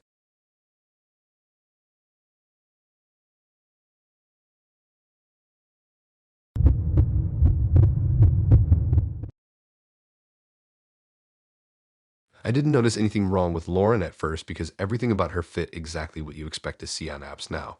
Like she had that kind of presence where everything looked slightly better than normal, but not in a way that felt fake right away, just polished enough that you assume she knows what she's doing. Her photos looked clean, well-timed, always doing something interesting. Not over the top, but never boring either, and her bio didn't try too hard, which made it feel more real. Just a couple lines about working in marketing and liking to stay busy, and at the time that felt normal, like nothing there was trying to trick anyone. We matched and started talking, and she was really easy to get along with from the start. Like she knew how to keep things moving without making it feel like effort. She didn't send long messages, but she always responded in a way that gave you something to reply to. And she had this way of making small things sound more interesting than they actually were. Like if she talked about her day, it didn't feel like a normal day. It felt like something worth telling. I didn't question it because it just felt like she had a good personality. When we met in person, it was slightly different, but not in a way that stood out immediately. She looked like her photos, but less sharp, which is normal. But the bigger difference was in how she acted. She was still confident, but it felt more controlled, like she was aware of how she was coming across in every moment, adjusting small things like how she sat, how she reacted, how long she held eye contact. And at first, I just thought she was good socially, like she understood how to present herself well in different situations. We kept seeing each other and everything felt fine on the surface. Conversations were easy. Nothing felt forced. And she talked a lot about her work in marketing, not in a boring way, but in a way that made it sound like she understood how people think, how attention works, how perception can be shaped without people realizing it. And she would say things like it's not about what something is, it's about how it's presented. And at the time I thought that was just her talking about work, not something she applied to her own life. The first time something felt slightly off was when I noticed how different her online posts felt compared to what we actually did. Like we would go out somewhere and it would be completely normal, just a standard evening, nothing special. But later she would post about it in a way that made it look like a bigger deal than it was. Like the lighting was perfect, the angles were different, the captions made it sound like something more exciting had happened. And at first I didn't think much of it because everyone does that to some degree. But then it kept happening. Every time we did something, no matter how ordinary it was, it would show up online in a slightly altered version. Not fake enough to be obvious, but different enough that if you had been there, you would notice the gap. The way she framed things started to feel intentional, like she wasn't just sharing moments, she was building a version of them. I remember one night clearly because it was the first time it didn't sit right at all. We'd gone to a place that was honestly kind of average, not bad, just nothing special. And the whole time we were there, she took a lot of photos, more than usual, from different angles, different lighting, adjusting small things before taking them, and I didn't think much of it until later when she posted about it. The post made it look like we had been somewhere completely different, like a more upscale place, better atmosphere, better vibe, and if I hadn't been there myself, I would have believed it without question. That's when it started to feel less like editing and more like constructing something. I asked her about it casually, just saying the place didn't look like that when we were there, and she laughed it off and said it's all about angles and timing, like it was just a skill she had. But that answer didn't fully explain it. It wasn't just angles.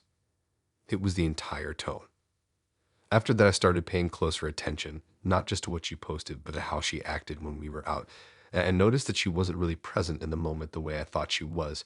She was always thinking slightly ahead, like how this would look later, where the best lighting was, what could be captured in a way that would translate well online. It felt like everything had a second purpose. Then the moment happened that made everything shift completely. We were together one evening, nothing special, just a normal night, and later I saw a post from her that placed her somewhere else entirely, not just framed differently, but actually presented as if she was at a different location, and I knew that wasn't true because I had been with her the whole time. It wasn't a misunderstanding. It was deliberate. I waited to see if she would mention it herself, but she didn't. So I asked her directly. I kept it casual, just asking how she managed to be in two places at once, expecting some kind of explanation that would make sense. She didn't seem surprised at all. She just explained it. She said she uses older photos sometimes, mixes them with current ones, posts them at specific times so it looks like everything is happening in real time, and adjusts captions to fit the narrative she wants to create. She said it like it was normal, like it didn't need to be questioned. I asked why she would do that, and she said because consistency matters more than accuracy, that people expect a certain level of activity and interest, and if you don't maintain that, you lose attention. That answer didn't sit right. It made everything feel calculated in a way I hadn't realized before. I asked if she ever felt like she was presenting something that wasn't real. She said it's not about being real, it's about being believable. That sentence stuck with me, because it explained everything. It wasn't about lying in an obvious way. It was about shaking reality just enough to create a better version of it. After that, I couldn't stop noticing it. Every post, every story, every detail felt slightly adjusted, like nothing was exactly how it appeared. And even when we were together, I started to feel like I was part of something that would later be turned into something else. The final moment for me was when she said something without thinking that made it clear how she saw everything. We were talking about social media in general, and she said people don't care about what's true. They care about what looks true enough to believe, and she said it so casually, like it was just a fact. That's when it fully clicked. For her, it wasn't about sharing her life. It was about managing how it looked. And once you see that, it's hard to trust anything that comes after. I stopped seeing her after that, not suddenly, just slowly pulling back until there was nothing left. She didn't question it or try to change anything, which almost made it feel like she had already moved on to something else, another version, another audience. What stayed with me wasn't just what she was doing. It was how easy it was to believe it if you only saw one side. Because from the outside, everything looked completely normal. But none of it was exactly real.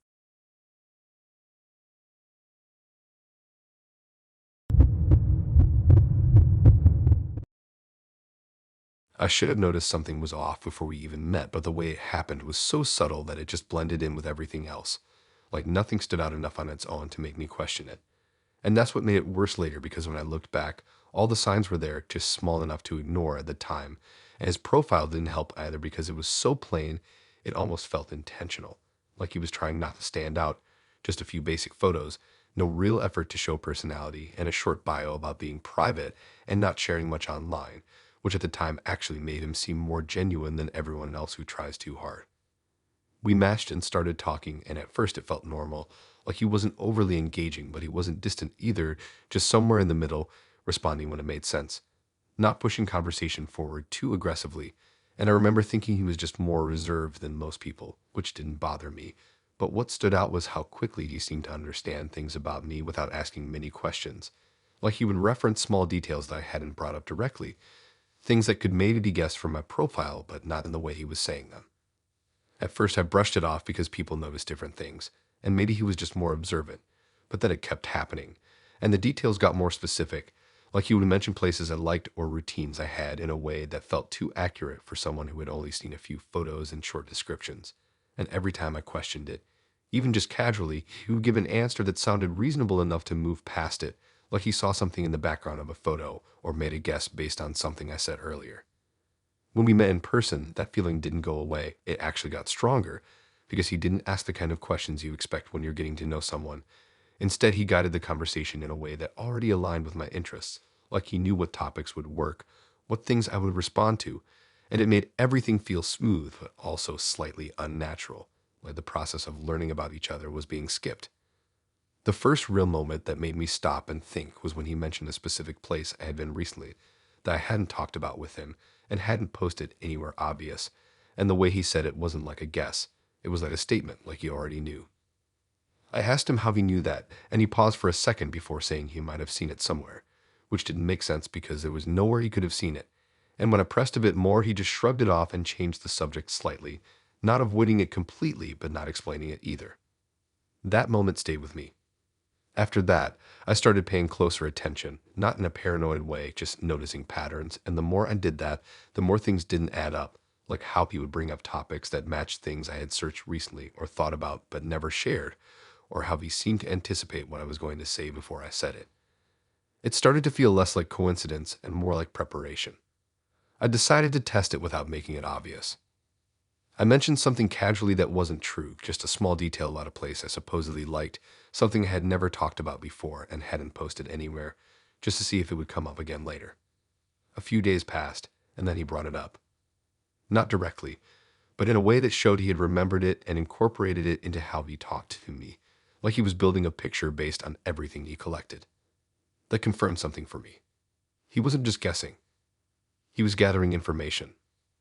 I asked him again how he knew certain things about me, this time more directly, and he gave the same kind of answer, vague, just enough to sound plausible but not enough to actually explain anything. And that's when I started looking into it myself.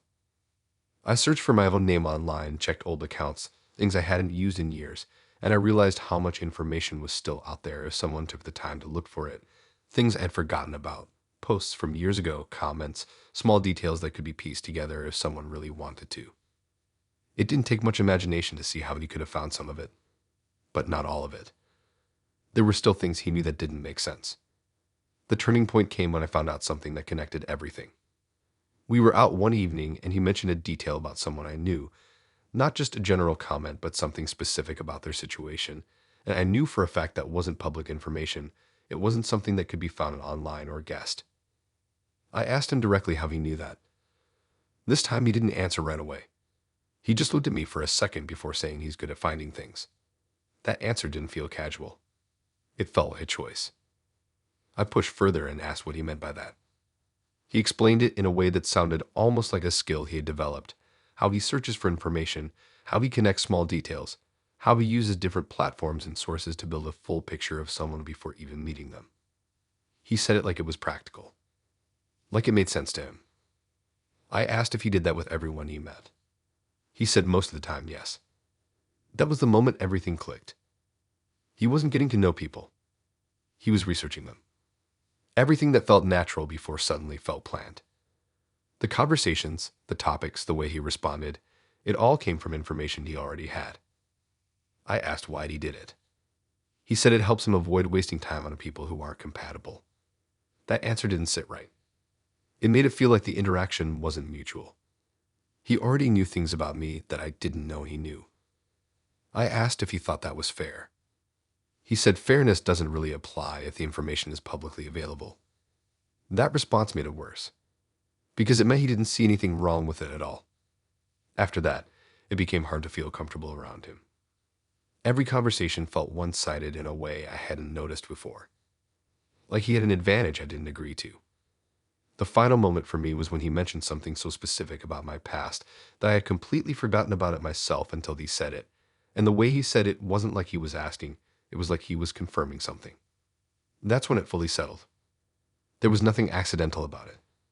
He had built a version of me before I even met him. I stopped seeing him after that, not suddenly but gradually, pulling back until there was nothing left. He didn't question it or try to change it, which made it feel like he had already predicted it in some way. What stayed with me wasn't just what he did. It was how easy it would be for someone to do that without you ever knowing. Because everything he knew came from somewhere. Just not somewhere I expected someone to look.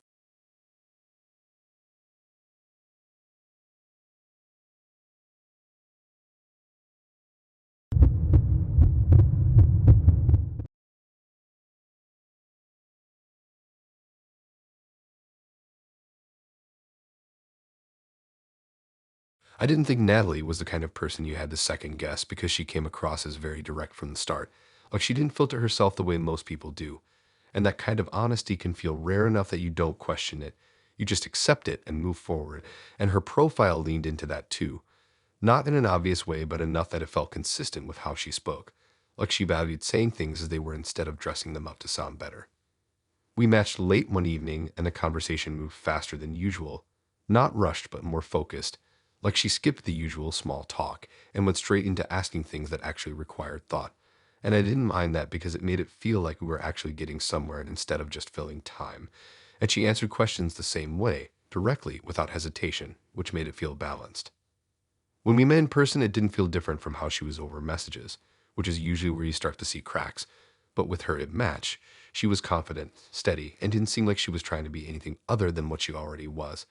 And that made it easy to relax around her because there was no sense of performance. The first inconsistency was so small I almost ignored it completely. She mentioned where she grew up, and it didn't match what she had said before. Not in a big way, just slightly different, like a nearby area instead of the exact one she mentioned before. And when I pointed it out, she didn't get defensive. She just laughed and said she probably mixed it up, and that was enough to move past it. But then it happened again. Not the same detail, but the same kind of shift, something small that didn't quite line up with what she had said earlier, and again she brushed it off in a way that made it feel like a normal mistake. And if it had only happened twice, I probably wouldn't have thought about it again. But it kept happening. Small things at first, timelines that shifted slightly, details that changed depending on when she told the story, names that didn't match exactly, and every time there was an explanation, always simple, always believable enough that you couldn't call it out without sounding like you were overthinking it. The problem wasn't any single moment. It was the pattern. After a while, it started to feel less like mistakes and more like adjustments, like the story wasn't fixed. It was flexible depending on the situation.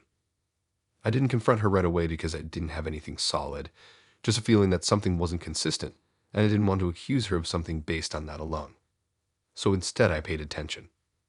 I started remembering details more carefully, noticing what stayed the same and what didn't, and the more I did that, the clearer it became that the changes weren't random. They had direction. If a story made her look better in one version, that was the version she leaned into. If a different detail made the situation easier to explain in another context, she would adjust it without hesitation. It wasn't about forgetting. It was about choosing. The moment it really shifted for me was when I decided to test it without making it obvious. I brought up a story she had told me before, but I changed a small detail in the way I asked about it, something that wasn't true, but could easily be accepted if she wasn't paying attention. Instead of correcting me, she went along with it. Not hesitantly. Not confused. Just smoothly, like that version worked just as well as the original. That was the moment I knew. It wasn't memory. It was control. I asked her directly after that, not accusing, just asking if she ever noticed that some of her stories changed depending on when she told them. And for the first time, she didn't answer immediately. She just looked at me for a second like she was deciding how honest she wanted to be. Then she said something that made everything worse. She said she knows. Not defensive, not embarrassed, just calm. I asked what she meant, and she explained it in a way that sounded like she had already justified it to herself a long time ago. She said sometimes she changes small details on purpose. Not big lies. Just enough to see if people notice. That answer didn't sit right at all. I asked why she would do that, and she said because it tells her a lot about the person she's talking to, whether they pay attention, whether they question things, whether they just accept what they're told without thinking about it. She said it like it was a useful tool, not something wrong. I asked if she did that with everyone. She said most of the time. I asked if she had done it with me. She didn't hesitate this time. She said yes. That changed everything. Because it meant every conversation we had could have been part of something I didn't agree to. I asked how often she did it, and she said not constantly, just enough to get a sense of how someone thinks, and she said it like that made it okay. It didn't.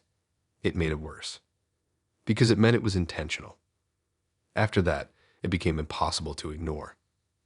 Every story she told, every detail she shared, I found myself questioning it, trying to remember if it matched what she had said before, and it made everything feel unstable in a way that I hadn't experienced before.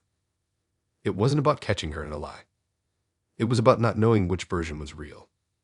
The final moment for me wasn't dramatic. It was simple. She told a story about something that had happened recently, and I knew for a fact that part of it wasn't true because I had been there for it. Not the whole thing, but enough to know that what she was saying didn't match reality. I pointed it out, not aggressively, just stating what I knew. She didn't deny it. She didn't correct it. She just looked at me and said she wanted to see if I would catch it. That was it. No apology. No explanation beyond that. Just confirmation. I stopped seeing her after that.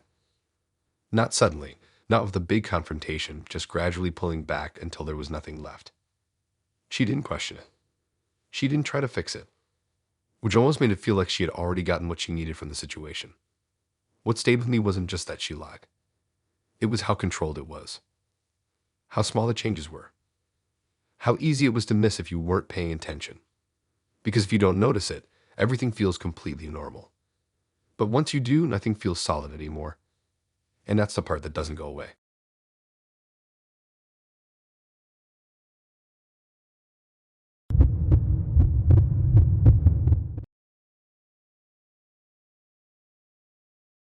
I didn't think Ryan would be the kind of person who leaves anything behind because everything about him suggested the opposite. Like he carried himself in a way that felt very controlled, very deliberate, like nothing he said or did was accidental. And at first it felt reassuring, like you're dealing with someone who thinks things through instead of reacting in the moment. And his profile leaned into that too, not in an obvious way, but enough to notice. Just a couple lines about valuing logic and clarity, and not liking unnecessary conflict, which made him seem stable compared to everyone else who either tries too hard or disappears randomly.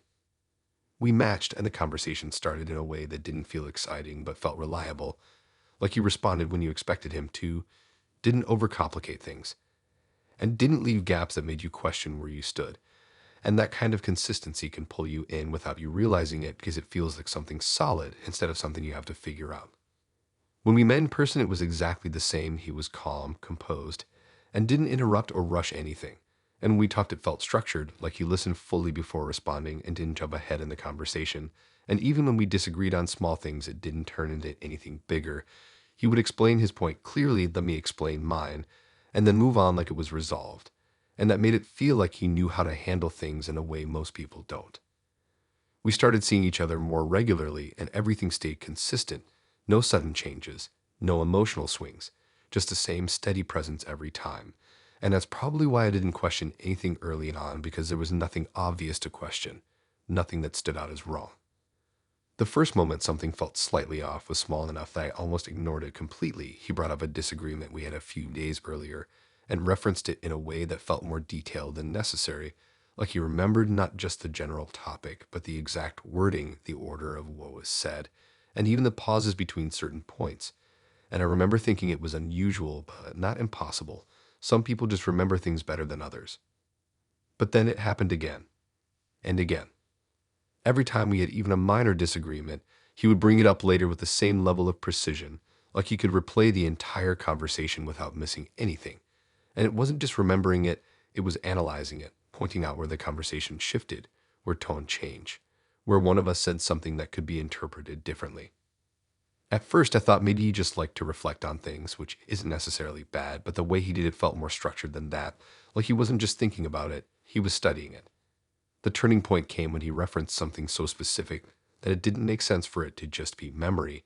He repeated a sentence I had said word for word, including the way I paused halfway through it. And that's not something people usually remember unless they've gone over it more than once. I asked him how he remembered it that clearly. He paused. Not for long. Just enough to show that the answer wasn't automatic. Then he said he sometimes records conversations. He said it casually, like it was a normal thing. I thought he was joking at first. I even laughed slightly because it didn't sound real. But he didn't react like it was a joke. He just stayed calm and repeated it in a more direct way. He records conversations sometimes. Not all the time. Just when he feels like it might be important later. That's when everything shifted. I asked if he had recorded any of our conversations. He didn't answer immediately. Then he said yes. Not all of them, but some. I didn't know what to say in that moment because it didn't feel like a normal thing to process. It felt like something had been happening without my knowledge the entire time, and I had just found out about it in the most casual way possible. I asked why he would do that. He explained it in a way that made sense to him, but not to me. He said memory isn't reliable, and people often remember things differently than how they actually happened. So recording conversations allows him to go back and review them objectively, to understand what was actually said instead of what people think was said. He said it like it was logical, like it improved accuracy. I asked if he thought it was okay to record someone without telling them. He said as long as it's not shared and only used personally, he doesn't see a problem with it. That answer didn't sit right. It made it feel like he had already decided what was acceptable without considering the other person at all. After that, everything changed. Every conversation we had after that felt different, like there was something else happening alongside it, something I couldn't see but knew was there, and I started thinking about all the times we had talked, all the things I had said without thinking twice, and the idea that some of those moments might exist somewhere else, saved, replayed, analyzed. I couldn't ignore it. The next time we met, I found myself choosing my words more carefully, not because I wanted to, but because I couldn't stop thinking about the possibility that they might be recorded, and that completely changed how natural the interaction felt. He noticed.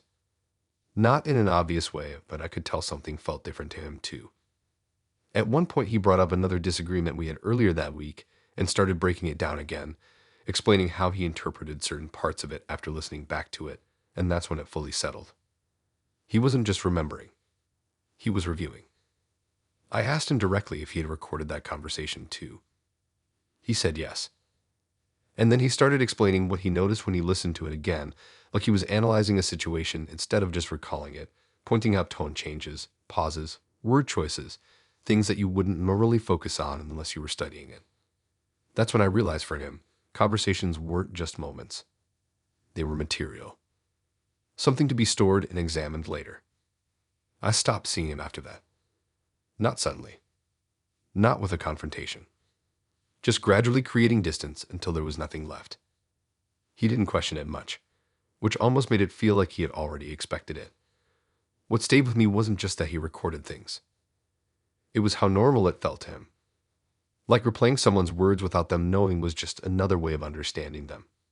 And once you realize that, it changes everything. Because you don't know which moments were just conversations, and which ones were something he planned to listen to again later.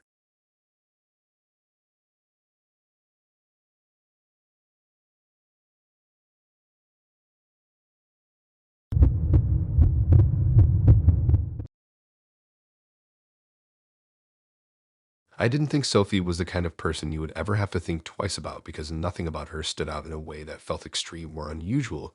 She just seemed balanced in that way people often describe, but rarely actually are. She didn't try too hard to impress, but still came across as someone who had things together.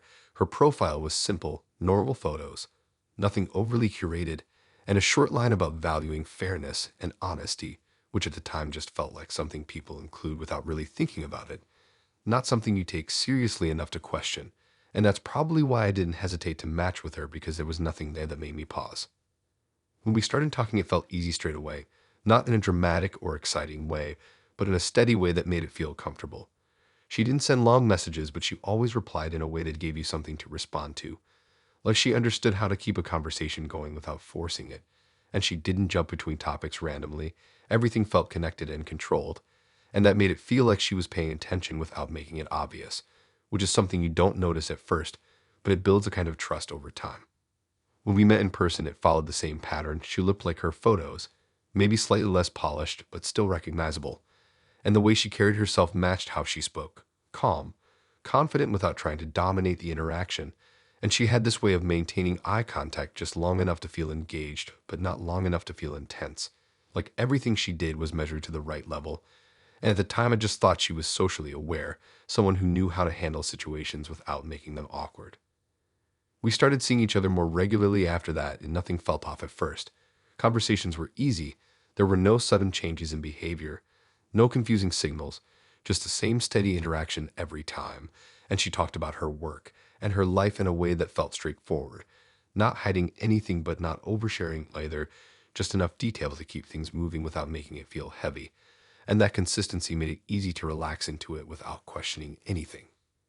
The first moment something felt slightly off was so small that I almost ignored it completely. We were sitting somewhere as she made a comment about someone walking past, not in a rude way, but in a way that felt oddly specific, like she described them in terms of what they might be useful for rather than who they were, and it wasn't said with any emotion, just casually, like it was a normal way to describe someone.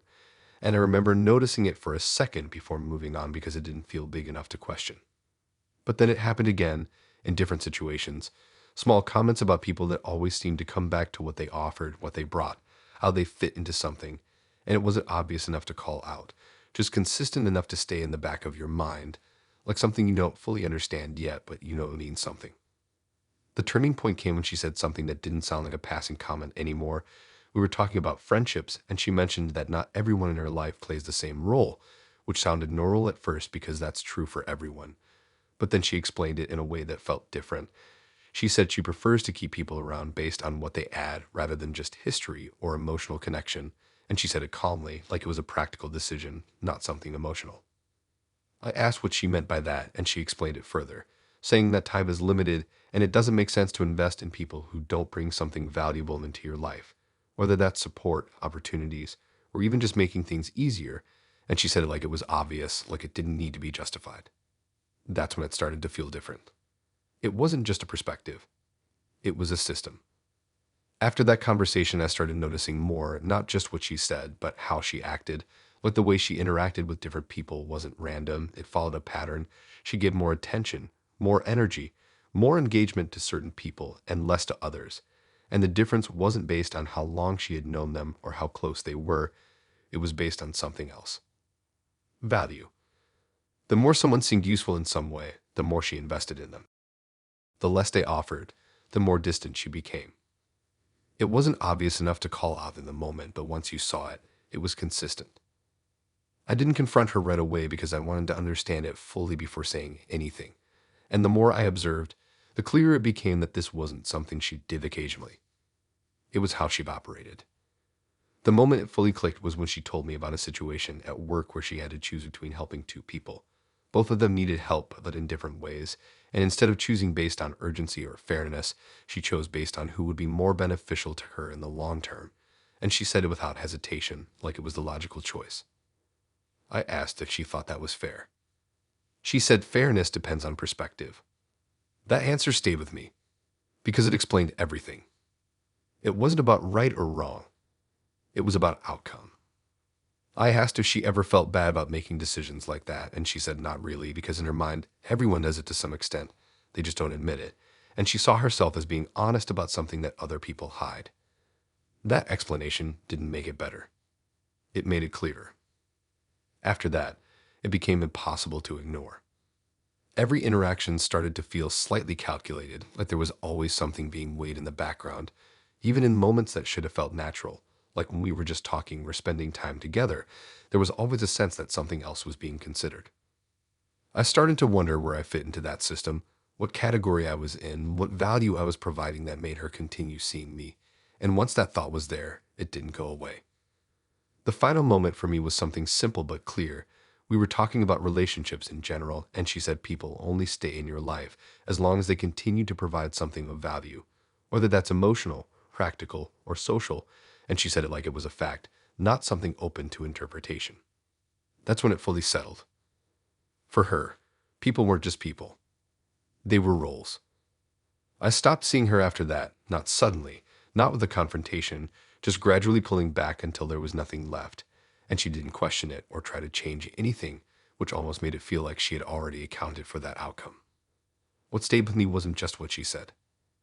It was how normal it felt to her.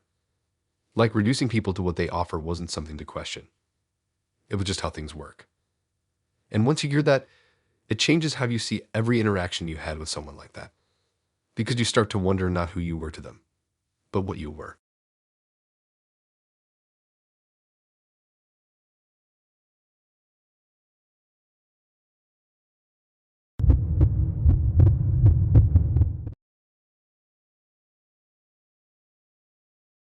I didn't notice anything off about Lucas at the beginning because he was exactly the kind of person people describe as easy. Like everything about him felt smooth in a way that doesn't create friction. His profile didn't stand out, but it didn't feel empty either.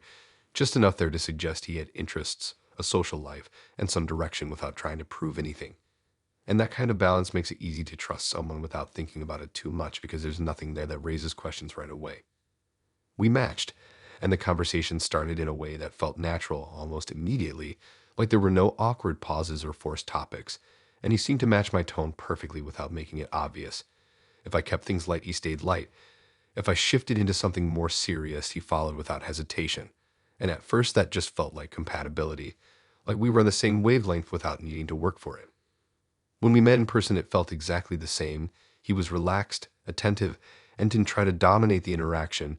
He just adjusted to whatever direction the conversation went in, and that made everything feel comfortable because there was no resistance, no pushback, just a steady flow that didn't require effort.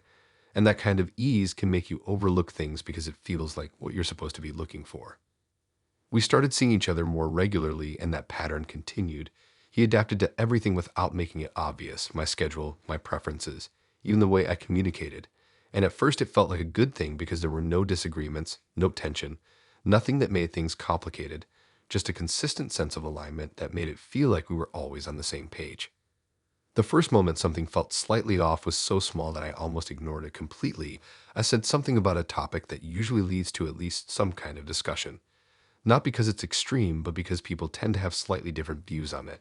And instead of responding with his own perspective, he just agreed immediately, not in a vague way, but in detail, like he had already thought about it the same way I had. I remember noticing it for a second before moving on because it didn't feel like a big enough deal to question. But then it happened again. And again. Every time I expressed an opinion, he matched it. Not just generally, but specifically like he adjusted his wording to reflect mine, even when it didn't feel like something he would naturally say. After a while, it started to feel less like agreement and more like reflection. The turning point came when I noticed a contradiction that didn't make sense.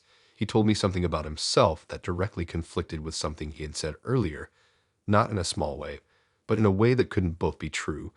And when I pointed it out, he didn't get defensive or try to explain it in a logical way. He just adjusted his answer to fit the current version of the conversation.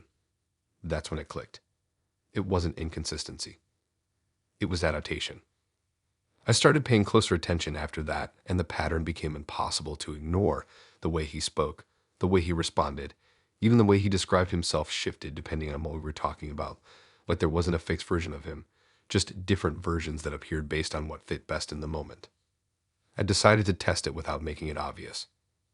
I brought up a topic I hadn't mentioned before and took a strong stance on it, something specific enough that it would normally lead to at least some kind of disagreement or discussion, and he agreed with me immediately, not just generally but in detail, like he had always thought that way.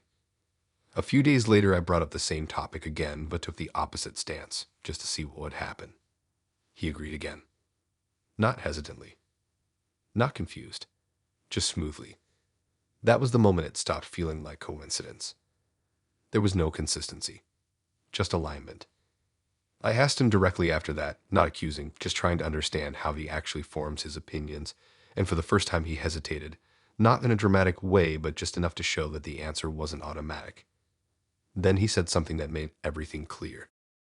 He said he doesn't see the point in holding on to fixed opinions if they create unnecessary conflict. That answer didn't sit right, because it meant he wasn't sharing what he thought. He was choosing what worked. I asked if that meant he changes his views depending on who he's talking to. He didn't deny it. He just said it makes interactions easier. That explanation didn't make it better. It made it worse, because it meant I wasn't getting to know him. I was getting a version of him. After that, everything felt different. Every conversation, every response, every agreement felt slightly empty, like there was nothing behind it, just a reflection of whatever I had said. The more I thought about it, the more I realized how consistent it had been from the beginning, how he had never disagreed in a real way, never pushed back, never introduced something that felt like it came from him instead of the situation. It wasn't that he was easy to get along with. It was that he removed anything that might cause friction. And in doing that, he removed himself. The final moment for me was when I asked him directly what he actually believes. Not about a specific topic, but in general, just asking what his own views are when no one else is influencing them, and he couldn't give a clear answer. Not because he didn't want to, but because there wasn't one. He tried to explain it, saying he prefers to stay flexible, to adapt to different perspectives, but the more he talked, the clearer it became that there wasn't a stable version underneath all of that. Just different versions depending on the situation. That's when it fully settled. There wasn't a consistent person there to understand.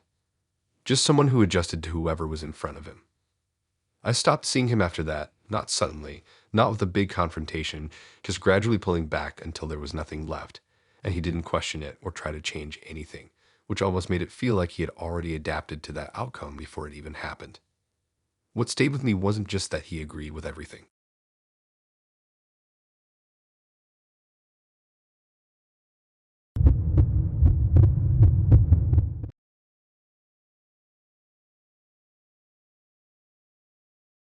I didn't think Ava would be the kind of person you ever have to be careful with, because everything about her gave the impression that she was safe to talk to. Like she had this calm, steady way of communicating that made it feel like nothing you said would be judged or twisted or used against you. And that kind of presence is rare enough that when you find it, you don't question it. You just lean into it because it feels like you don't have to filter yourself for once. And her profile reflected that same energy. Nothing flashy, nothing exaggerated, just simple photos and a short description about valuing honesty and understanding, which at the time felt like something real instead of something performative. We matched, and the conversation moved quickly into something more personal than usual, not in a forced way, but in a way that felt natural, like she asked questions that made sense based on what I said and didn't push past what felt comfortable. And when I answered, she followed up in a way that made it feel like she was actually listening instead of just waiting to respond. And she shared things about herself in return, not everything but enough to make it feel balanced, and that made it easy to open up more than I normally would with someone I had just met. When we met in person, it felt exactly the same. There was no shift in energy like there usually is when someone doesn't match how they were online. She was calm, attentive, and didn't interrupt or try to steer the conversation too aggressively. She just let it unfold while staying engaged in a way that made it feel like what you were saying actually mattered. And that kind of attention makes you lower your guard without realizing it because it feels like you're being understood. We started seeing each other more regularly after that, and the conversations kept getting deeper. Not all at once, but gradually, like she would bring up things that connected to previous conversations in a way that felt natural, like she was remembering details and building on them. And at first that felt like a good thing, like she cared enough to actually pay attention, which is something most people don't do consistently. The first moment something felt slightly off was so small that I almost ignored it completely. She brought up something I had mentioned a few days earlier, but she described it in a way that felt more detailed than I remembered explaining it, like she had expanded on it in her own mind and then brought it back into the conversation as if it had always been that way. And I just assumed she interpreted it differently because that happens all the time in normal conversations. But then it kept happening. Small things I had said would come back later, not just remembered but reshaped slightly, like she had spent time thinking about them in a way I hadn't. And at first it still felt positive, like she was engaged and interested. But after a while, it started to feel like something more than that, like the details weren't just being remembered, they were being stored. The turning point came when she brought up something I had said in confidence, something I hadn't mentioned again and hadn't connected to anything else, and she used it to guide the conversation in a direction that felt too precise to be accidental, Like she knew exactly how to bring it up in a way that would make me respond without thinking too much about it. And that was the first time it didn't feel natural anymore. I didn't react right away because it didn't feel wrong on the surface, just slightly off, but it stayed in my head. After that, I started noticing a pattern that I couldn't ignore anymore. Every time I shared something personal, it didn't just stay in that moment. It would come back later, sometimes days later, in a completely different context, connected to something else in a way that felt deliberate, and the way she brought it up always felt controlled, like she had chosen the exact moment it would have the most effect.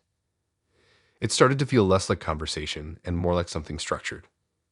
I decided to test it without making it obvious. I shared something small but personal, something that could be interpreted in different ways, just to see what would happen, and I didn't bring it up again after that. I just left it there. A few days later, she brought it back. Not directly. Not in the same way. She connected it to something else we were talking about in a way that shifted the conversation into a more personal direction without it feeling forced. And the way she did it was so smooth that if I hadn't been paying attention, I probably wouldn't have noticed. But I did. And that's when it started to feel intentional. I asked her about it, not accusing, just trying to understand. I asked if she ever thinks about things people tell her and then uses them later in conversations, and she didn't hesitate. She said yes. Like it was obvious. I asked why. She said it helps her understand people better, that when you connect different things someone has said over time, you get a clearer picture of who they are. That answer sounded reasonable on the surface, but it didn't feel right. Because it wasn't just understanding. It was timing. I asked if she ever thought about how that might feel for the other person. She said it depends on how it's used. That response didn't make it better. It made it clearer. After that, everything started to look different. Every question she asked, every topic she introduced, every time she referenced something from before, it all felt like part of something bigger, like she wasn't just talking, she was building something in the background, connecting pieces in a way that served a purpose I wasn't fully aware of. I started thinking about all the things I had told her, all the small details that felt insignificant at the time, and how they could be connected in ways I hadn't considered, and it made every conversation feel slightly tense, like there was something else happening alongside it. The final moment for me was when she did it in a way that made it impossible to ignore.